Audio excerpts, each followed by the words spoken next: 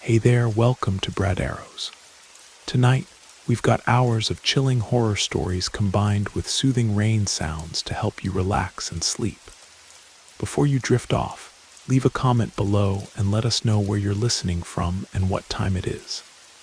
If these stories give you chills, don't forget to like, share, and subscribe. Get cozy and let the fear take over.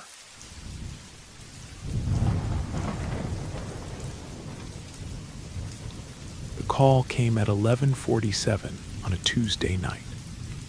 I know because I was staring at the digital clock on my nightstand, unable to sleep, when my phone buzzed against the wooden surface. The sound cut through the silence of my suburban home like a blade. I answered without looking at the screen. Hello, static. Then a voice distorted and hollow like it was coming from the bottom of a well. They know where you live, Michael. The line went dead. I sat up in bed, my heart hammering against my ribs.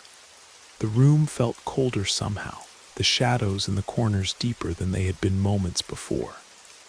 I checked the caller ID, but it showed only blocked number. No name, no trace. My hands shook as I replayed the words in my mind. They know where you live, Michael. The voice had been wrong somehow, like it was being filtered through water or spoken by someone who hadn't used their vocal cords in years. I tried to convince myself it was just a prank call. Maybe some kid with a voice changer having fun. But the way the voice had said my name, with such certainty, such knowledge, made my skin crawl. I got out of bed and walked to the window. The street outside was empty, bathed in the orange glow of streetlights. Rain had started to fall, creating small rivers that ran down the glass. Everything looked normal, peaceful even. But I couldn't shake the feeling that something was watching me from the darkness between the houses. I pulled the curtains shut and walked downstairs to the kitchen. The old wooden floors creaked under my feet, each sound echoing through the empty house. I poured myself a glass of water and leaned against the counter, trying to calm my racing thoughts. That's when I heard it, a soft tapping sound, rhythmic and deliberate. Tap, tap, tap. I froze, the glass halfway to my lips. The sound was coming from the back door. I set the glass down and moved slowly toward the sound, my bare feet silent on the cold tile. The tapping stopped. I peered through the small window in the door, but all I could see was my own reflection staring back at me. The backyard was lost in shadows, the rain making everything blur together. I waited for several minutes, but the tapping didn't return. Just as I was about to turn away, my phone rang again. This time I looked at the screen before answering. Blocked number. I hesitated, then swiped to answer. Who is this? You shouldn't have looked outside, Michael. The voice was clearer now, more present. It sounded like it was coming from right next to me. What do you want? I whispered. We want you to remember. Remember what? But the line was already dead. I stood there in my kitchen, phone in hand, feeling like the world had shifted somehow. The familiar space suddenly felt foreign, threatening. Every shadow seemed to hide something. Every creak of the house felt like a footstep. I needed to talk to someone. I needed to hear a normal voice, to ground myself in reality. I called Tommy, my best friend since college. He lived across town, but had always been a night owl. The phone rang once, twice, 3 times before going to voicemail. Tommy, it's Michael. I know it's late, but I need to talk to you. Something weird is happening. Call me back. I hung up and immediately felt more alone than before. The house seemed to press in around me, the walls closer than they should be. I walked back to the living room and turned on every light I could find. The brightness helped, but only a little. I sat on the couch and tried to think rationally. Someone was playing games with me, but why? I hadn't done anything to deserve this kind of harassment. I lived a quiet life, worked from home as a graphic designer, kept to myself mostly. I couldn't think of anyone who would want to scare me like this. The rain outside grew heavier, drumming against the windows like fingernails. I found myself staring at the front door, half expecting someone to start knocking. But the only sounds were the storm and the occasional creak of the old house settling. My phone buzzed with a text message. I looked at the screen and felt my blood turn to ice. It was a photo of my house, taken from across the street, recent, judging by the rain and the lights I had just turned on. In the bottom corner, barely visible, was a timestamp, 11:59 p.m. 12 minutes ago. I dropped the phone and ran to the front window, yanking the curtains aside. The street was empty, but that didn't mean anything. Someone could be hiding behind any of the parked cars, in any of the shadowed doorways. I grabbed my phone and called 911. 911, what's your emergency? Someone's watching my house. They've been calling me, sending photos. I think they're outside right now. What's your address, sir? I gave them my address and tried to explain what was happening. But even as I spoke, I realized how crazy it sounded. A couple of phone calls and a photo. The police would file a report and tell me to call back if anything else happened. We'll send a unit to check the area, the dispatcher said. Stay inside and keep your doors locked.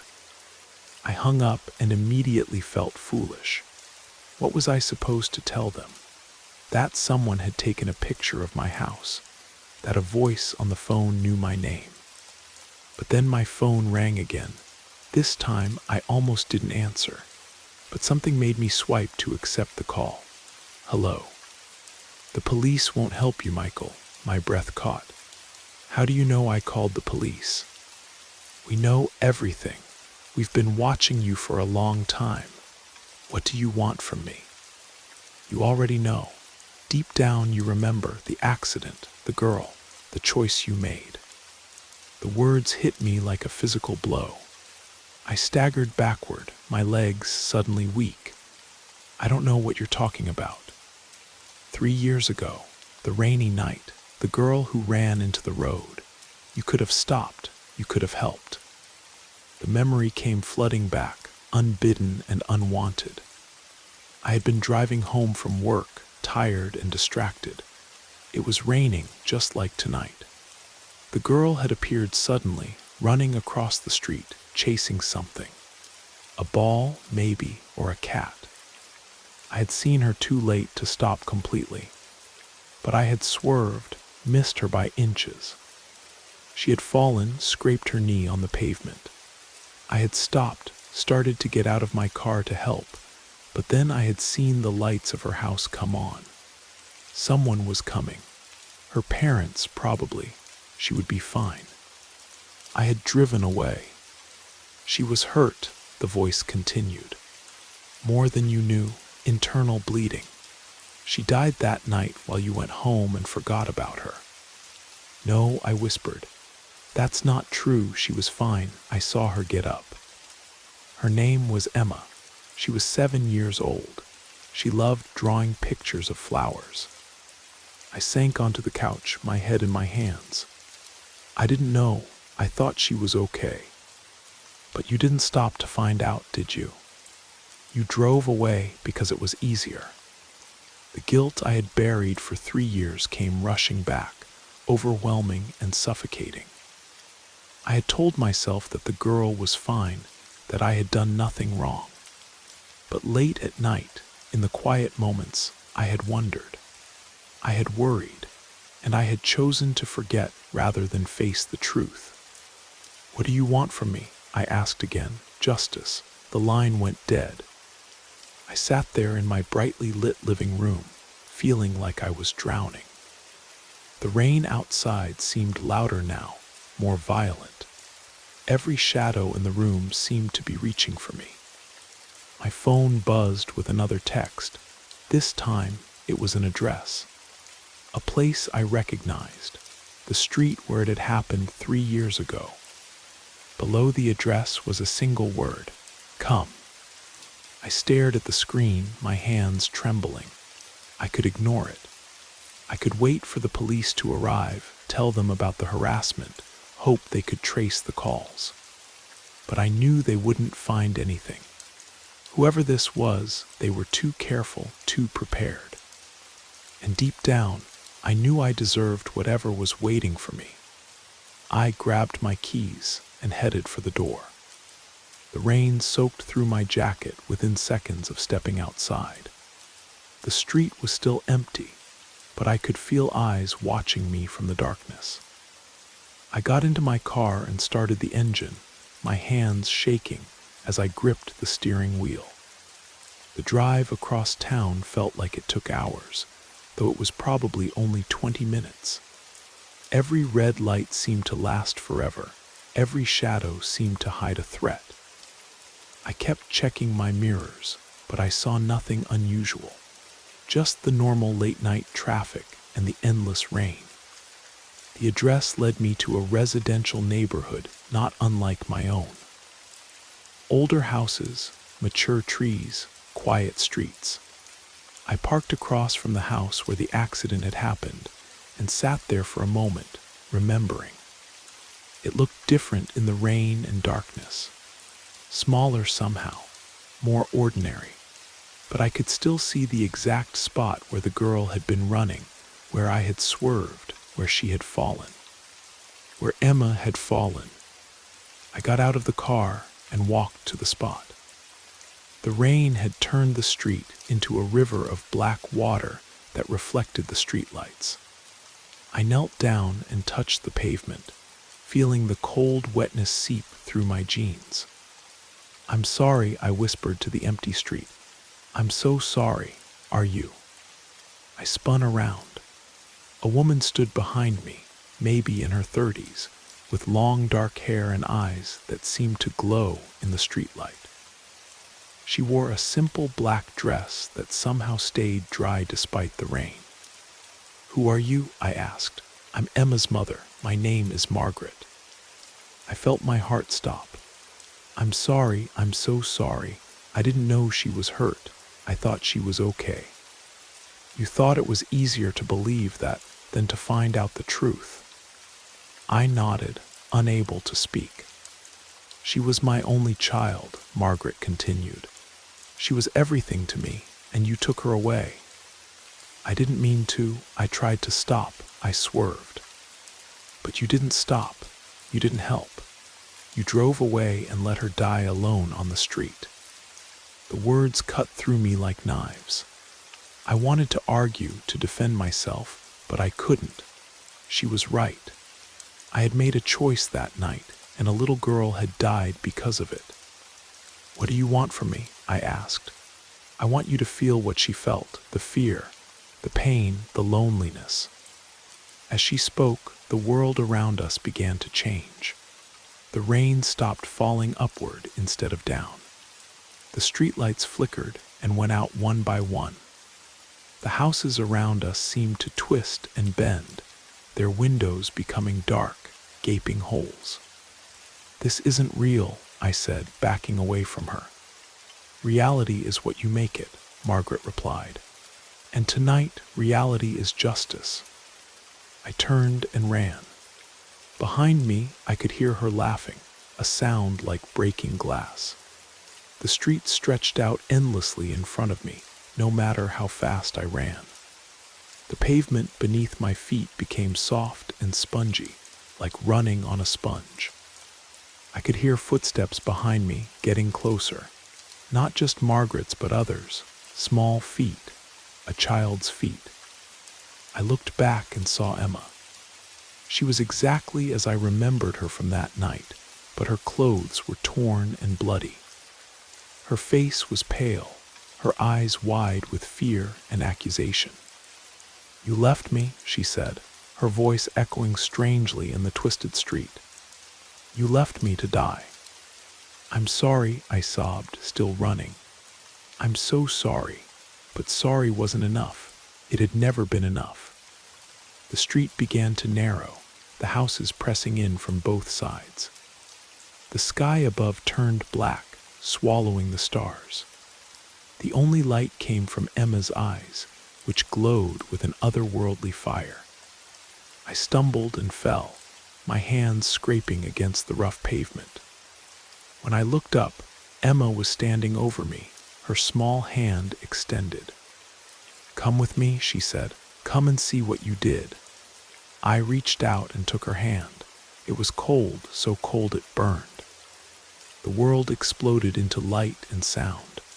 I was back in my car 3 years ago, driving through the rain. But this time, I couldn't look away. This time, I had to watch. I saw Emma running across the street, chasing a red ball that had rolled away from her. I saw myself swerve, felt the car slide on the wet pavement. I saw Emma fall, saw the way her head hit the ground, saw the blood that began to pool beneath her. And I saw myself hesitate. I saw the moment when I could have gotten out, could have helped, could have saved her. I saw myself choose to drive away instead. She called for her mother, Emma's ghost whispered in my ear. She called for help, but you were already gone. I watched Emma die alone on the street, her small body growing still as the rain washed her blood away. I watched her parents find her 20 minutes later, watched them scream and cry, and call for an ambulance that came too late. "I didn't know," I whispered. "You didn't want to know," Emma replied. "It was easier to pretend it never happened." The vision faded, and I found myself back on the street, kneeling on the wet pavement. Emma and her mother were gone, but I could still feel their presence, their judgment. I pulled out my phone and dialed 911 again. 911, what's your emergency? "I need to report a hit and run," I said. From 3 years ago, I was the driver. As I spoke, I felt a weight lift from my chest. The street around me began to return to normal. The rain fell naturally again, the streetlights flickered back on, the houses straightened themselves. But I was no longer alone. Emma stood across the street, no longer bloody, no longer accusing. She looked like a normal 7-year-old girl, holding her red ball and smiling. "Thank you," she said, and then she was gone. I sat on the curb and waited for the police to arrive. The rain had stopped, and the first hints of dawn were beginning to show in the eastern sky. I felt empty, but somehow clean, like I had been carrying a poison inside me for 3 years and had finally expelled it. My phone buzzed one last time. A text message from an unknown number. "The truth will set you free." I looked around the empty street one more time, then deleted the message and put my phone away. Whatever happened next, I would face it. I owed Emma that much. And in the distance, I could swear I heard the sound of a little girl laughing, not with malice or accusation, but with the simple joy of a child who had finally found peace. The police arrived 15 minutes later, and I told them everything. The whole truth, without excuses or justifications. They arrested me, and I spent the next 2 years in prison. But for the first time in 3 years, I slept peacefully. Because sometimes, the only way to escape the shadows is to step into the light, even if it burns.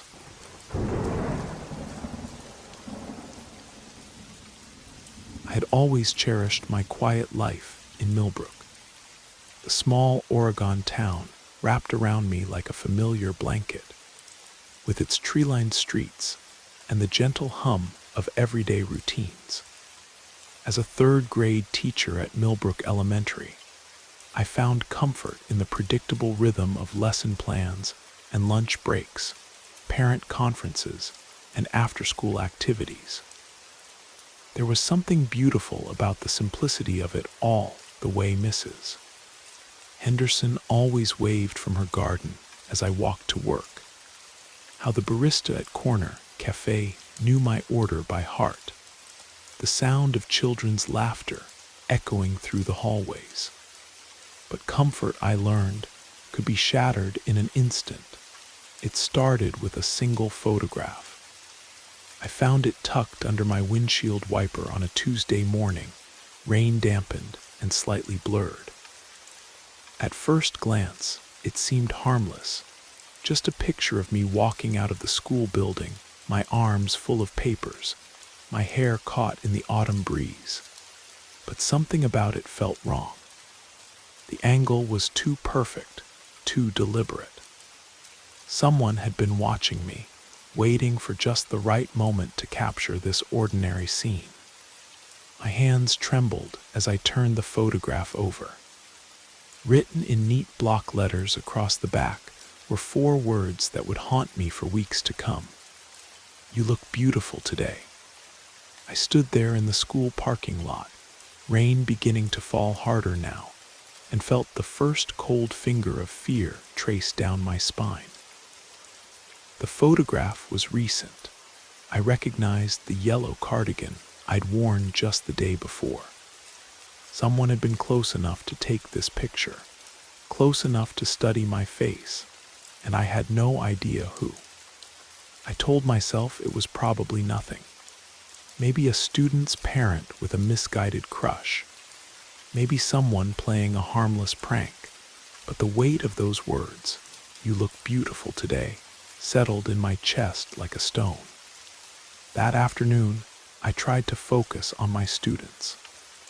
8-year-old Tommy was struggling with his multiplication tables, and little Katie had scraped her knee during recess. These were the problems I understood, the ones I could fix with patience and band-aids. But every time I looked out the classroom window, I found myself scanning the street for unfamiliar faces, for anyone who might be watching. The second photograph appeared 3 days later. This time it was slipped under my front door while I slept. I discovered it on Friday morning, stepping on it as I reached for the newspaper.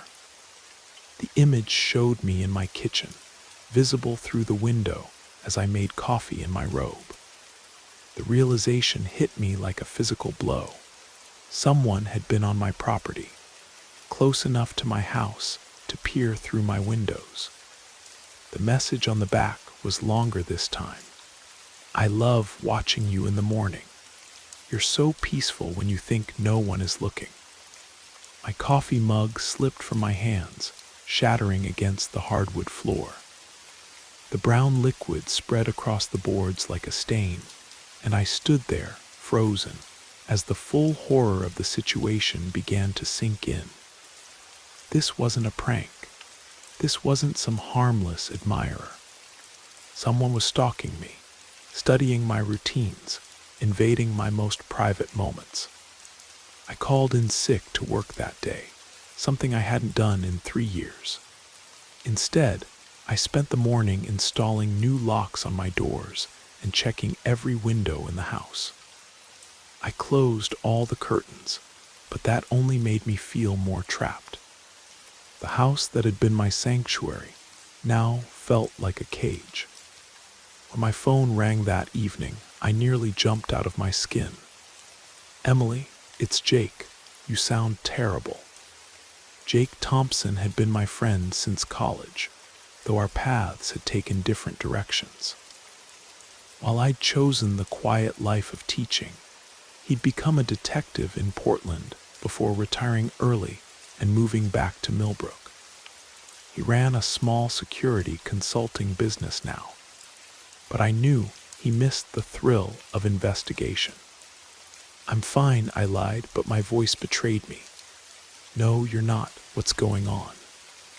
I hesitated. Jake had always been protective of me, sometimes overly so. In college, he'd scared away more than one potential boyfriend with his intense stare and probing questions. But right now, his protective instincts were exactly what I needed. "Someone's been watching me," I said finally, "taking pictures, leaving them for me to find." The silence on the other end of the line stretched for several seconds. When Jake spoke again, his voice had taken on the professional tone I remembered from his detective days. "I'm coming over. Don't answer the door for anyone until I get there." He arrived within 20 minutes, his tall frame filling my doorway as he stepped inside. Jake had always been imposing, broad shoulders, dark hair that was now touched with silver, and eyes that seemed to see everything. He'd put on a little weight since retiring, but he still carried himself with the confident bearing of someone who'd spent years dealing with dangerous situations. I showed him the photographs, watching his expression grow darker with each image. He studied them carefully, turning them over in his hands, examining every detail. "Professional quality," he murmured. "Good camera, steady hands. This isn't some amateur with a phone." "What does that mean?"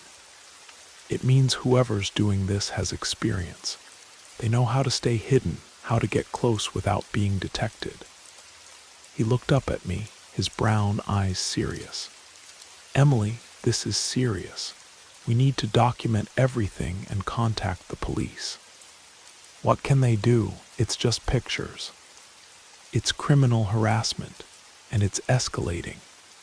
He pointed to the second photograph. "They're getting bolder, coming closer to your house. We need to stop this before it gets worse." That night, Jake stayed on my couch, his presence both comforting and unsettling. I'd grown used to living alone, and having someone else in my space felt strange. But every time I started to drift off to sleep, I'd remember the feeling of being watched, of someone standing outside my window in the darkness. The weekend passed quietly, too quietly. I kept expecting another photograph, another message, but nothing came. Jake stayed close, helping me install a security system and motion sensor lights around the house. He taught me to vary my routines, to take different routes to work, to be aware of my surroundings at all times. "The key is not to let them control your life," he said as we tested the new alarm system. "You can't let fear turn you into a prisoner." But I was already a prisoner. I found myself checking the locks compulsively, jumping at every sound, studying every face I passed on the street. The easy familiarity of Millbrook had vanished, replaced by a constant sense of being watched. On Monday morning, I returned to work with dark circles under my eyes and a forced smile on my face. My students noticed immediately. "Miss Rogers, are you sick?" asked Emma, a precocious girl with pigtails who always sat in the front row. "Just tired, sweetheart," I assured her, but my voice sounded hollow even to my own ears. The school day dragged on. I kept glancing at the windows, half expecting to see someone watching from the playground or the parking lot. Every parent who came to pick up their child seemed suspicious. Every delivery truck that passed by made my heart race. It was during lunch that I found the next photograph. This one was different. Instead of being left somewhere for me to discover, it was handed to me directly by one of my students. 8-year-old Michael approached my desk with a sealed envelope in his small hands.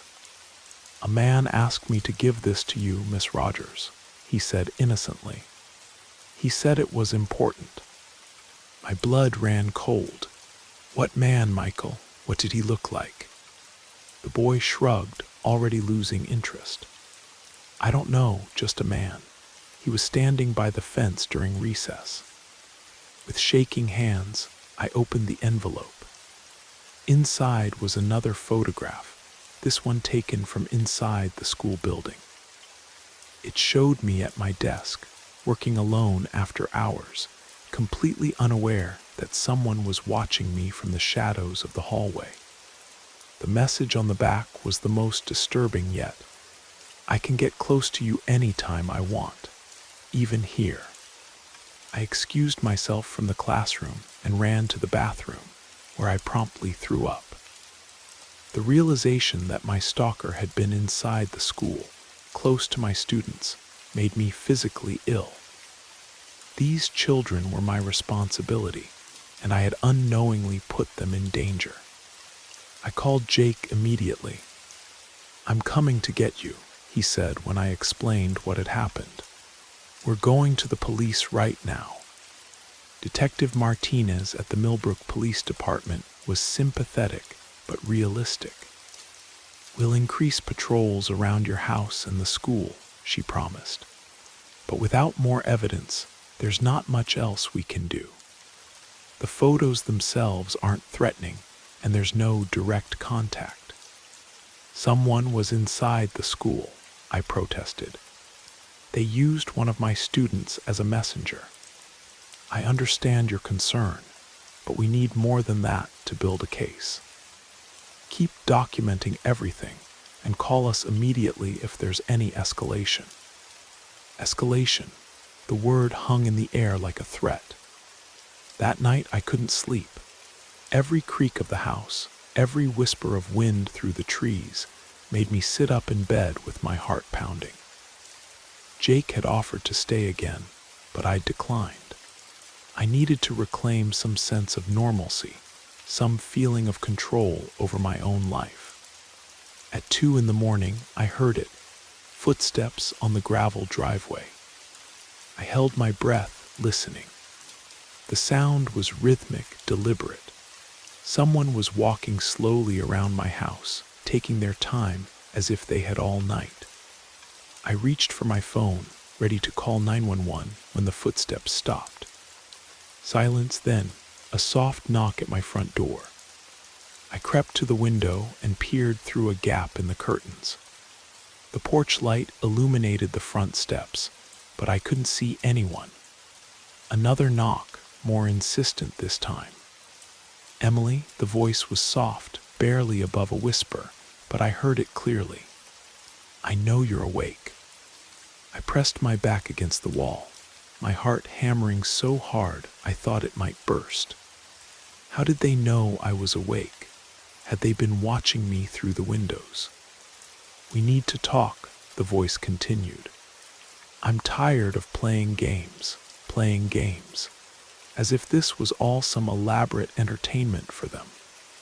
I fumbled for my phone and dialed Jake's number. He answered on the first ring. "They're here," I whispered.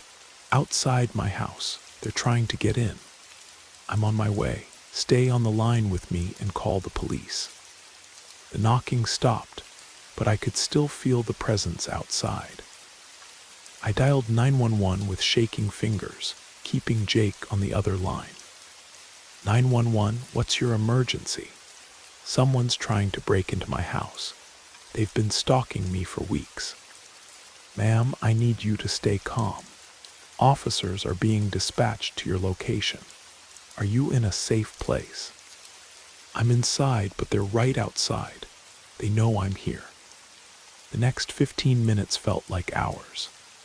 I huddled in my bedroom closet, both phones pressed to my ears, listening to Jake's reassuring voice while I waited for the police to arrive. When I finally heard the sirens, I felt a wave of relief so intense it made me dizzy. The officers searched the property thoroughly, but found no one. There were footprints in the soft earth around the house, proof that someone had been there, but my stalker had vanished into the night like smoke. "They're escalating," Jake said grimly, as we sat in my living room after the police left.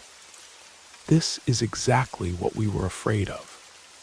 What do? I can't live like this. You're not going to. We're going to catch them. Jake's plan was simple but risky. We would set up surveillance cameras around my house and wait for my stalker to return. They're getting bolder, he reasoned. Eventually, they'll make a mistake. For the next 3 days, nothing happened. I went to work, came home, graded papers, and tried to pretend my life was normal. But the cameras watched everything, and Jake monitored the feeds from his office downtown.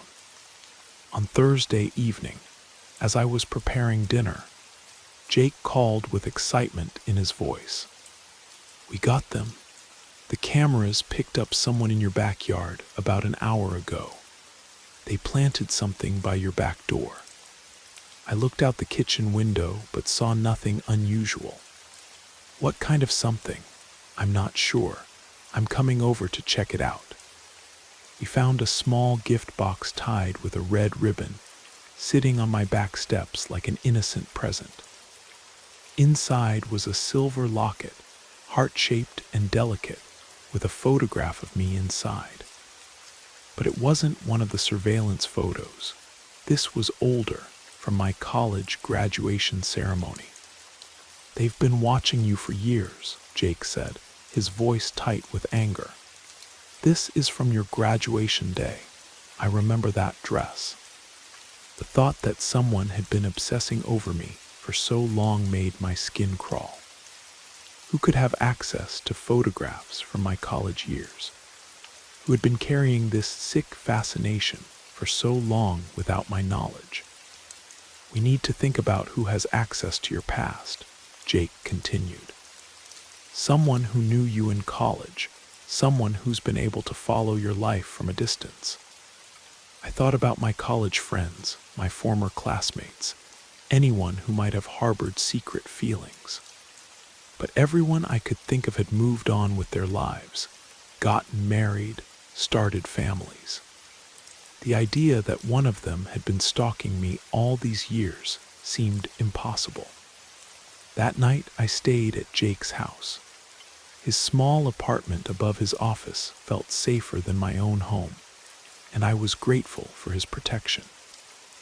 We spent the evening going through old photo albums, trying to identify who might have had access to the graduation picture. "What about David?" Jake asked, pointing to a photo of my college boyfriend. "You dated him for 2 years. David's married with 3 kids. He lives in California now.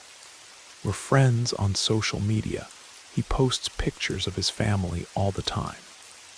People can fake their online presence. What about?" Jake stopped mid-sentence, his face going pale as he stared at one of the photographs. It showed a group of us at a college party, laughing and raising our drinks to the camera. But Jake wasn't looking at the main group. He was focused on the background, where a figure stood in the shadows. "Oh my God," he whispered. "Emily, look at this." I leaned closer, squinting at the shadowy figure. It was hard to make out details, but something about the posture, the way the person stood slightly apart from the group, seemed familiar. "Who was that?" I asked. Jake's hands were shaking as he pointed to the figure. I think it's me." The realization hit me like a physical blow. The figure in the background, the one who had been watching even then, was Jake himself. My protector, my friend, the person I'd trusted with my safety. He was the one who had been stalking me. "No," I breathed, backing away from him. "No, that's not possible." But even as I said it, the pieces began falling into place. Jake's immediate availability whenever I needed him. His knowledge of security systems and surveillance. The way he dismissed other suspects and steered the investigation. His protective behavior in college that had driven away other men. "Emily, I can explain," he said, reaching for me. "Don't touch me," I backed toward the door, my mind racing. You've been watching me for years. The photographs, the messages, it was all you. I love you, he said simply, as if that explained everything. I've always loved you, since college. I thought if I could protect you, if I could be there for you, you'd eventually see. You're sick, I interrupted, my voice shaking with rage and fear. You terrorized me. You made me afraid to live in my own home. I never meant to frighten you. I just wanted to be close to you, to be part of your life. I reached for the door handle, but Jake moved faster, blocking my path. For the first time, I saw him clearly, not as my protective friend, but as a predator who had been hunting me for years. You can't leave, he said, his voice taking on a desperate edge. Not now that you know. We can work this out, Emily. We can be together. Let me go, Jake. The police will be looking for me. No, they won't. You're staying at a friend's house, remember. No one will think to look for you here. I realized with growing horror that he was right. I told no one where I was going. I'd trusted him completely, and now I was trapped in his apartment with nowhere to run. I've been patient, he continued, moving closer. I've waited years for you to see what was right in front of you. I protected you from other men, watched over you, kept you safe. And this is how you repay me. You call stalking me protection. I call it love, real love, not the shallow relationships you've had with other men. I know you better than anyone, Emily. I know what you need. I backed against the wall, my mind desperately searching for an escape route. The apartment had only one exit, and Jake was blocking it. The windows were too high to jump from. I was trapped with a man who had been living a lie for years, who had convinced himself that his obsession was love. The photographs, I said, trying to keep him talking while I looked for a way out. When did you start taking them? In college, you were so beautiful, so perfect. I wanted to capture every moment, every expression. I told myself it was harmless, just a way to feel close to you. And after college, I followed you to Portland, then here to Millbrook. I got the job with the police department so I could keep track of you, make sure you were safe. When you moved to this town, I knew it was meant to be. We were meant to be together. The full scope of his deception was staggering.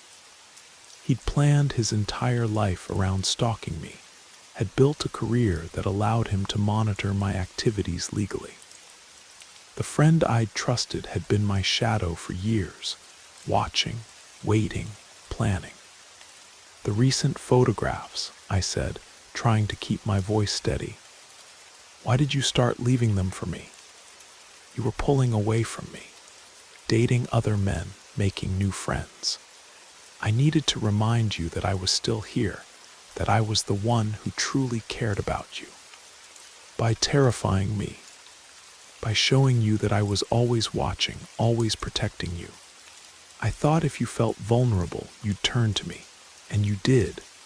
He smiled, and for the first time, I saw the madness in his eyes. You called me for help. You trusted me. It was perfect. I felt sick. Every moment of comfort he'd provided had been built on lies. Every gesture of protection had been manipulation. The man I'd trusted with my safety was the very threat I'd been trying to escape. What happens now? I asked. Now we start over. You'll stay here with me, and we'll build the life we were meant to have. No more hiding, no more pretending, just us. I'll never stay with you willingly. You will, in time. When you realize that I'm the only one who truly loves you, who truly understands you, you'll see that this is how it was always supposed to be. I saw my chance when he turned to lock the door. Moving as quietly as possible, I grabbed a heavy bookend from the shelf beside me and brought it down on the back of his head. He collapsed with a grunt, and I didn't wait to see if he was unconscious or just stunned. I ran down the stairs, through the building's lobby, out into the street. I ran until my lungs burned and my legs felt like they might give out. I ran until I reached the police station, where I burst through the doors and demanded to speak to Detective Martinez. "Jake Thompson," I gasped between breaths. "He's the one who's been stalking me. He's been doing it for years." The investigation that followed revealed the full extent of Jake's obsession. His apartment was filled with photographs of me, going back to our college days. He'd kept detailed journals of my daily routines, my relationships, my habits. He'd used his position with the police department to access my personal information, to monitor my activities, to stay one step ahead of any investigation. The trial was a nightmare. Jake's defense attorney tried to portray him as a man driven by love, not malice. But the evidence was overwhelming. The photographs, the journals, the testimony of neighbors who'd seen him watching my house. It all painted a picture of a man who'd lost touch with reality years ago. He was sentenced to 15 years in prison. I left Millbrook after the trial. The town that had once felt like home now held too many dark memories. I moved to a different state, changed my name, started over. It wasn't easy, but it was necessary. I needed to reclaim my life, to build new routines that weren't tainted by his shadow. Sometimes, late at night, I still check the locks on my doors. I still look over my shoulder when I'm walking alone. The fear never completely goes away, but it's manageable now. I've learned to live with it, to not let it control my life. I've also learned that sometimes the greatest danger comes from the people we trust most. The ones who claim to love us, who promise to protect us, who hide their true nature behind a mask of friendship and care. The watchers in the shadows aren't always strangers. Sometimes they're the people who have been standing beside us all along, waiting for the right moment to reveal who they really are. And sometimes, the most frightening monsters are the ones who call themselves our friends.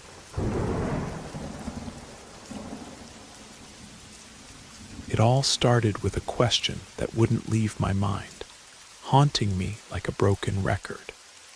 What if some wounds never truly heal? I never thought there could be a connection between the cold cases I analyzed and the strange events that had begun to plague my daily life. My work as a criminal psychologist was built on logic, evidence, and rational thinking, not the kind of superstitions that others might entertain. But the past has a way of clawing its way back to the surface. And lately, the line between reality and nightmare had started to blur in ways that left me questioning everything I thought I knew. My name is Marcus Reynolds. I've been working in criminal psychology for over 12 years, specializing in cold cases that most people have forgotten. The older and more complex the case, the deeper I would dig. That was my weakness, I suppose. I always dug too deep. The university library had become my second home, especially the basement archives, where they kept the oldest case files. Tonight, I sat alone among towering shelves of forgotten records, working through a file that had been officially closed for decades. The fluorescent lights above flickered occasionally, casting dancing shadows across the yellowed pages spread before me. It was a murder case that had shaken the entire community. A young woman whose promising life had been cut short in the most brutal way. Her name was Victoria Sterling.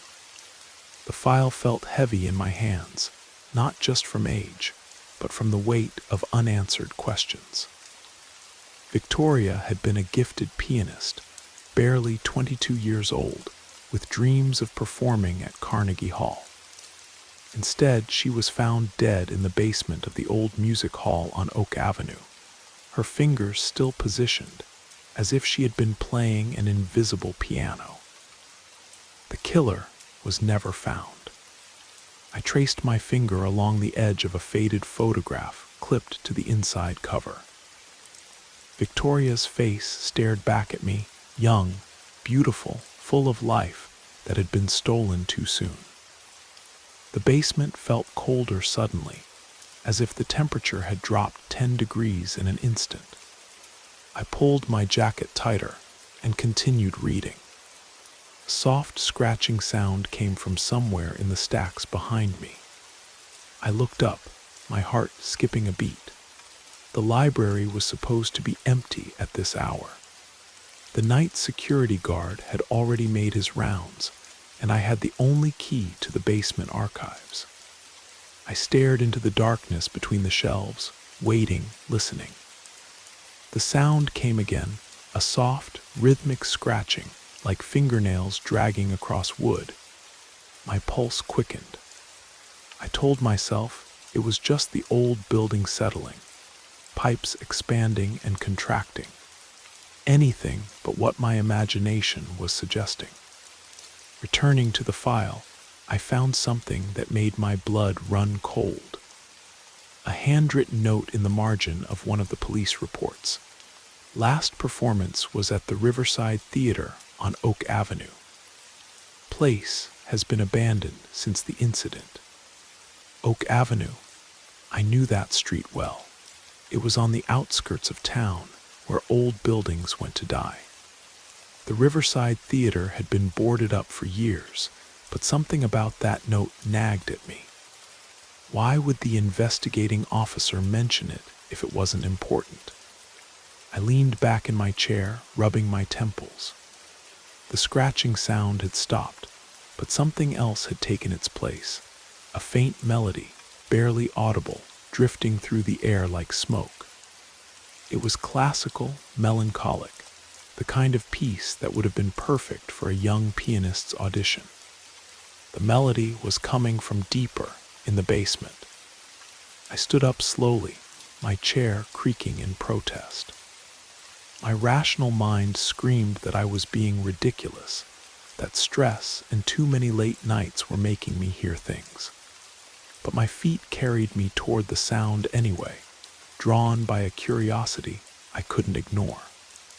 The melody grew clearer as I moved deeper into the archives. It was Chopin's Nocturne in E-flat major, a piece I recognized from my college days when I had dated a music student. The notes seemed to hang in the air, each one crystal clear despite having no visible source. I turned a corner and found myself in a section of the basement I had never explored before. The shelves here were older, more crowded, filled with boxes that looked like they hadn't been disturbed in decades.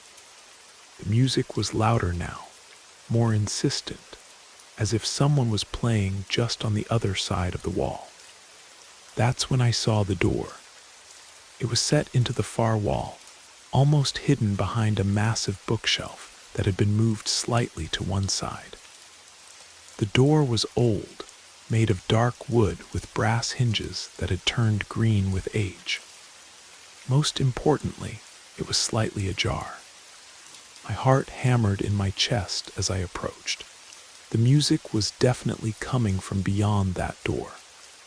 I reached out with a trembling hand and pushed it open. The room beyond was small and circular, with stone walls that looked far older than the rest of the building. In the center sat an old piano, its keys moving up and down as if played by invisible hands. The melody I had been hearing filled the room, echoing off the curved walls in perfect acoustics. I stepped inside, mesmerized.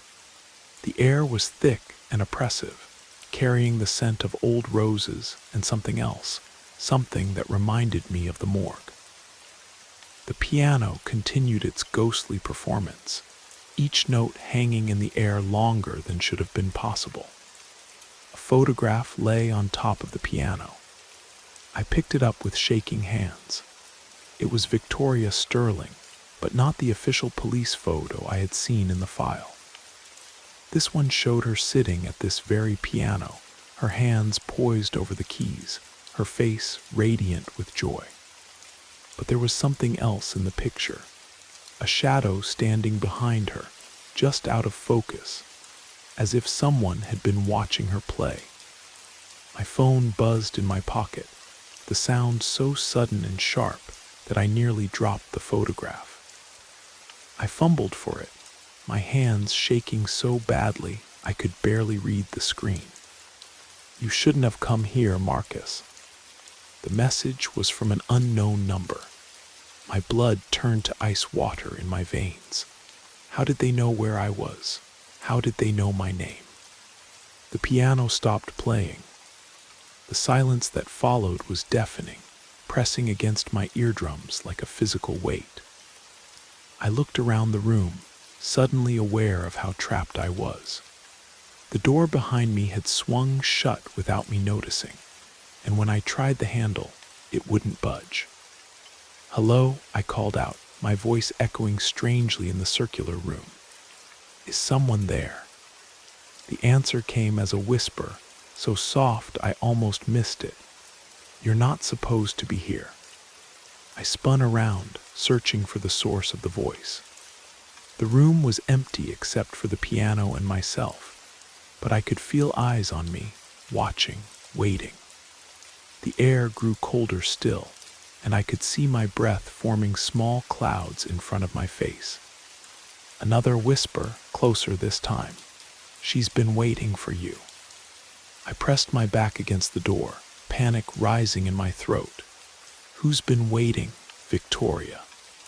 The piano keys began to move again, but this time they played a different melody, something discordant and wrong, like a lullaby played backwards. The sound made my teeth ache and my vision blur at the edges. "She knows what you did," the voice whispered, and now I could tell it was coming from the piano itself. "She knows you could have saved her." "That's impossible," I said aloud, my voice cracking. "I wasn't even working here when she died. I was just a kid." But even as I said it, memories began to surface. Memories I had buried so deep I had convinced myself they were just dreams. A young woman with dark hair and gentle eyes. A basement room that smelled of roses and death. A choice I had made that changed everything. The piano music grew louder, more insistent, and suddenly I remembered everything. Victoria Sterling hadn't been just another case file. She had been my patient. 20 years ago, when I was still a graduate student working at the university's counseling center, Victoria had come to me for help. She had been having nightmares, she said. Dreams of a man who followed her, who watched her practice, who whispered things in her ear that made her skin crawl. She was afraid, she said, afraid he would hurt her. I had dismissed her fears as anxiety, stress from her upcoming audition. I had prescribed sleeping pills and told her to practice relaxation techniques. I had failed to see the real danger she was in. 3 days later, she was dead. The piano stopped playing abruptly, leaving only silence and the sound of my own ragged breathing. I slumped against the door, the weight of my buried guilt crushing down on me like a physical force. "I'm sorry," I whispered to the empty room. "I'm so sorry, Victoria. I should have listened. I should have believed you." The door behind me clicked open. I stumbled backwards into the basement archives, gasping for air. The fluorescent lights seemed blindingly bright after the darkness of the hidden room. I turned to look back, but the door was gone. The wall was solid, unbroken, as if the room had never existed at all. My phone buzzed again. Another message from the unknown number. Now you remember. Now you understand. But it's too late for apologies. I ran then, abandoning the case files, and racing up the stairs toward the main floor of the library. Behind me, I could hear the faint sound of piano music following me, growing fainter with each step, but never quite disappearing. I burst through the library's main doors into the cool night air, but the relief I expected never came. The campus was deserted, street lamps casting long shadows across empty walkways. The music had stopped, but I could still feel something watching me, something that had followed me out of that basement room. I stumbled across the quad toward the parking lot, my footsteps echoing off the brick buildings. Every shadow seemed to move, every rustling leaf sounded like whispered words. The guilt I had suppressed for 20 years was eating at me from the inside, making it hard to breathe, hard to think. I reached my car and fumbled with the keys, my hands shaking so badly I could barely get them in the ignition. As the engine turned over, I caught a glimpse of movement in my rearview mirror. A figure stood under one of the street lamps, watching me. Even from a distance, I could see it was a woman with dark hair, wearing a white dress that seemed to glow in the artificial light. Victoria! I floored the accelerator, tires squealing as I fled the campus. In my mirror, I watched the figure grow smaller and smaller, but I never saw it disappear entirely. It was as if she was following me, staying just close enough to remind me that this wasn't over. I drove aimlessly through the empty streets, my mind racing. The memories I had suppressed were coming back in waves now, not just Victoria, but other patients I had failed, other warnings I had ignored. How many people had died because I was too arrogant, too convinced of my own expertise to listen to what they were really telling me. My phone rang, startling me so badly I nearly swerved off the road. The caller ID showed only unknown. I answered with trembling fingers. Hello. You can't run from this, Marcus. The voice was Victoria's, but wrong somehow, distorted, as if she were speaking from underwater. You have to face what you've done. Victoria, you let him kill me. You let him kill all of us. The line went dead. I pulled over at the next rest stop, my whole body shaking. The parking lot was empty except for a few long-haul truckers catching some sleep.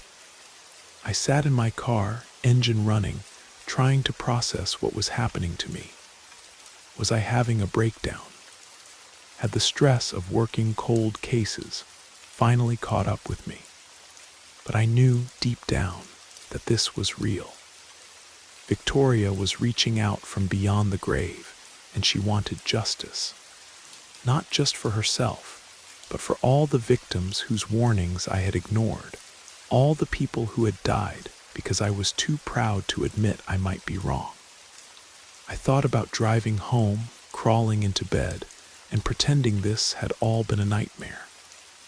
But I knew Victoria wouldn't let me.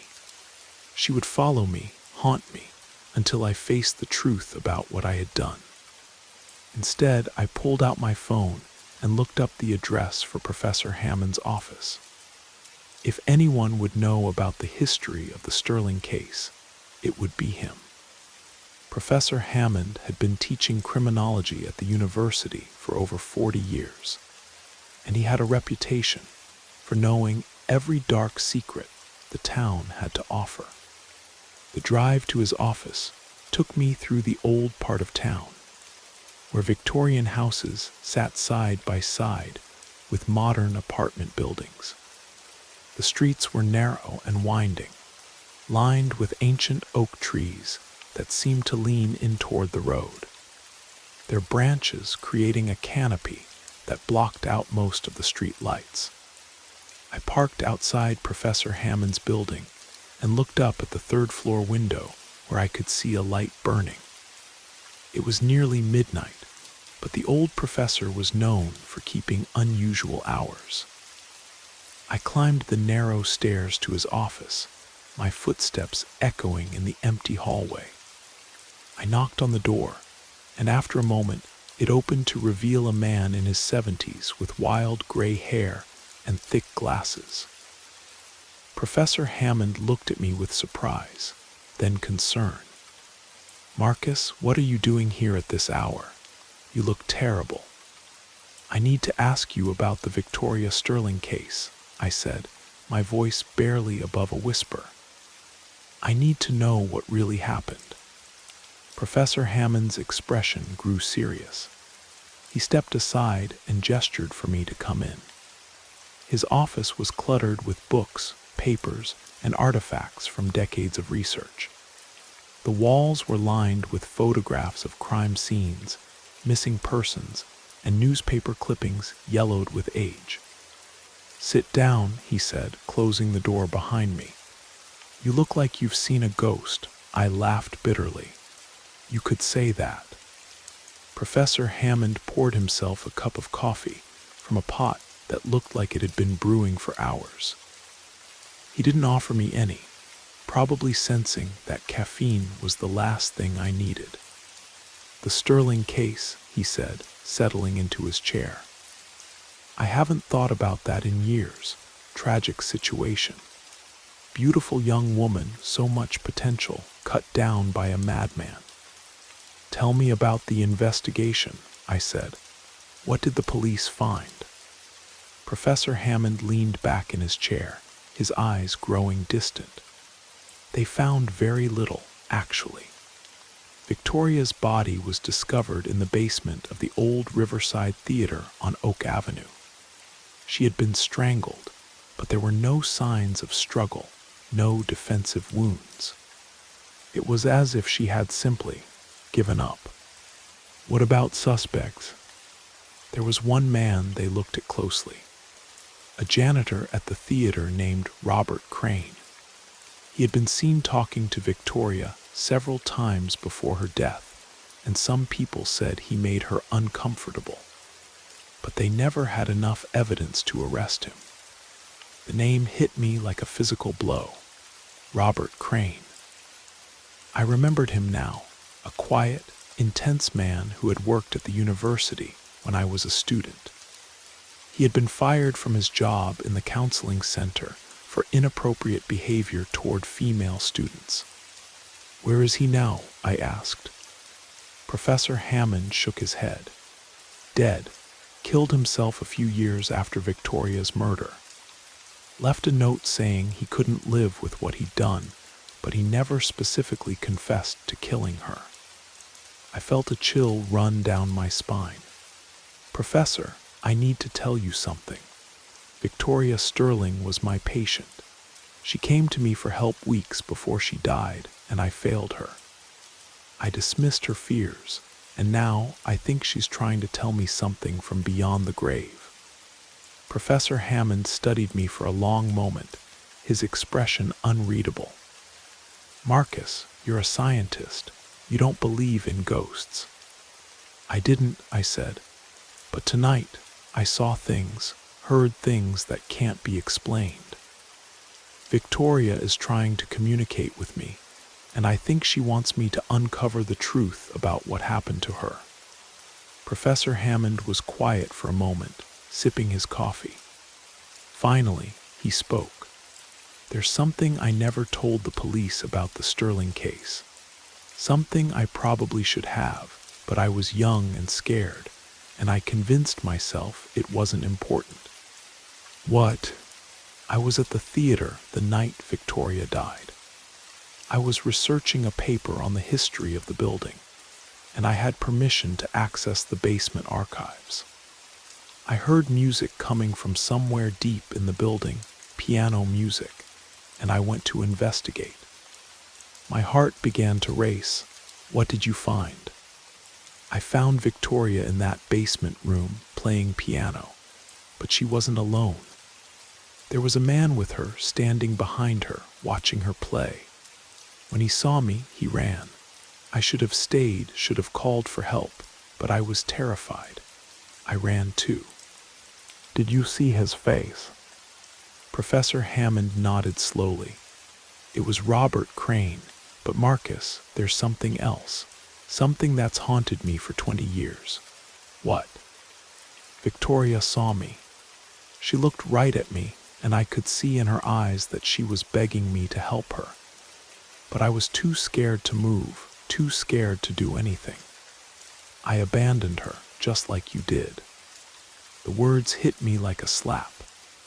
We had both failed Victoria, both chosen our own safety over her life.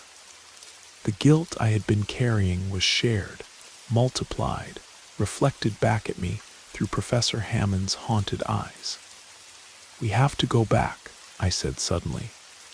We have to go to the theater. Victoria is trying to tell us something, and we owe it to her to listen. Professor Hammond shook his head. The theater was torn down years ago. There's nothing left but an empty lot. Then we go to the lot. Maybe there's something there, something we missed. Professor Hammond looked at me as if I had lost my mind, but after a moment, he nodded. All right, but if we're going to do this, we're going to do it right. Let me get my equipment. He disappeared into a back room and returned with a bag full of recording devices, cameras, and other ghost hunting equipment. If Victoria is really trying to communicate with us, we need to document it properly. We left the office together, two middle-aged men on a mission to confront the ghosts of their past. The drive to Oak Avenue was silent, both of us lost in our own thoughts and memories. The street was darker than I remembered, with fewer working street lamps and more boarded-up buildings. The lot where the Riverside Theater had once stood was overgrown with weeds and littered with debris. A chain-link fence surrounded the property, but Professor Hammond had brought bolt cutters. We slipped through a gap in the fence and made our way to the center of the lot. The basement entrance would have been about here, Professor Hammond said, pointing to a patch of ground that looked slightly different from the rest. The foundation is still there, buried under all this dirt and debris. We set up the recording equipment and waited. For the first hour, nothing happened. The night was quiet except for the distant sound of traffic and the occasional rustle of small animals in the underbrush. Then, at exactly 2:47 in the morning, we heard it. Piano music, faint but unmistakable, drifting up from the ground beneath our feet. The melody was the same Chopin nocturne I had heard in the library basement, but now it was accompanied by something else, a woman's voice, singing softly in a language I didn't recognize. Professor Hammond's equipment began to register massive electromagnetic fluctuations. The temperature dropped by 15 degrees in the span of a few seconds. And then, rising from the ground like mist, we saw her. Victoria Sterling stood before us, translucent and shimmering, her white dress moving in a breeze that didn't exist. Her eyes were sad but determined, and when she spoke, her voice seemed to come from everywhere and nowhere at once. "You both failed me," she said, her words carrying the weight of 20 years of trapped anger and sorrow. "But you can still make it right." "How?" I whispered. "Tell us how." Victoria's form flickered and solidified, becoming more real, more present. "Robert Crane didn't kill me. He was there, yes, but he wasn't the one who strangled me. The real killer is still alive, still free, still hunting." "Who?" Professor Hammond asked, his voice shaking. "Who killed you?" Victoria's eyes locked onto mine, and I saw something there that made my blood run cold. Recognition, accusation, truth. You know who it was, Marcus. You've always known, but you buried the memory because it was too painful to face. Look deeper. Remember everything. The memories came flooding back then, 20 years of suppressed trauma hitting me like a tidal wave. I saw myself as a young graduate student, working late in the counseling center. I saw Victoria coming to me for help, her beautiful face twisted with fear as she told me about her stalker. And I saw him, the man who had been lurking in the shadows, listening to our sessions, learning her schedule, her fears, her vulnerabilities. Dr. Patricia Blackwood, my supervisor, my mentor, the woman who had taught me everything I knew about criminal psychology. No, I whispered, that's impossible. Dr. Blackwood was a respected professional. She would never. She was obsessed with Victoria, the ghost continued. Obsessed with her youth, her beauty, her talent. She saw Victoria as everything she had never been, everything she could never be. The sessions you had with Victoria were being recorded, Marcus. Doctor. Blackwood listened to every word, learned every detail of Victoria's life. I felt sick, but the evidence pointed to Robert Crane. He was the obvious suspect. Dr. Blackwood planted that evidence. She manipulated the investigation, used her position and connections to deflect suspicion away from herself. Robert Crane was a convenient scapegoat, a man with no friends, no family, no one to speak for him. Professor Hammond was recording everything, his face pale with shock. If this is true, then Dr. Blackwood has been getting away with murder for 20 years. She could have killed others. Victoria's form began to fade, her energy apparently running out. Find the truth, Marcus. Find the evidence. Make them pay for what they did to me, to Robert, to all the others. Others, I called out as she became more and more transparent. What others? But Victoria was gone, leaving only the faint scent of roses and the echo of piano music lingering in the air. Professor Hammond and I stood in the empty lot, staring at the place where she had appeared. The recording equipment was still registering abnormal readings, proof that what we had experienced was real. We have to investigate Dr. Blackwood, I said, my voice hoarse with emotion. We have to find evidence of what she did. Professor Hammond nodded grimly. It won't be easy. She's retired now, but she still has friends in high places. If we're going to accuse her of murder, we need solid proof. We spent the rest of the night planning our investigation. By dawn, we had developed a strategy for uncovering the truth about Victoria's murder and Dr. Blackwood's involvement. It would be dangerous if Dr. Blackwood was really a killer. She wouldn't hesitate to eliminate anyone who threatened to expose her. But Victoria had trusted us with her secret, and we couldn't let her down again. We owed it to her, to Robert Crane, and to all the other victims who might still be out there, waiting for justice. As we drove away from the lot, I looked back one last time. For just a moment, I thought I saw Victoria standing by the fence, watching us go.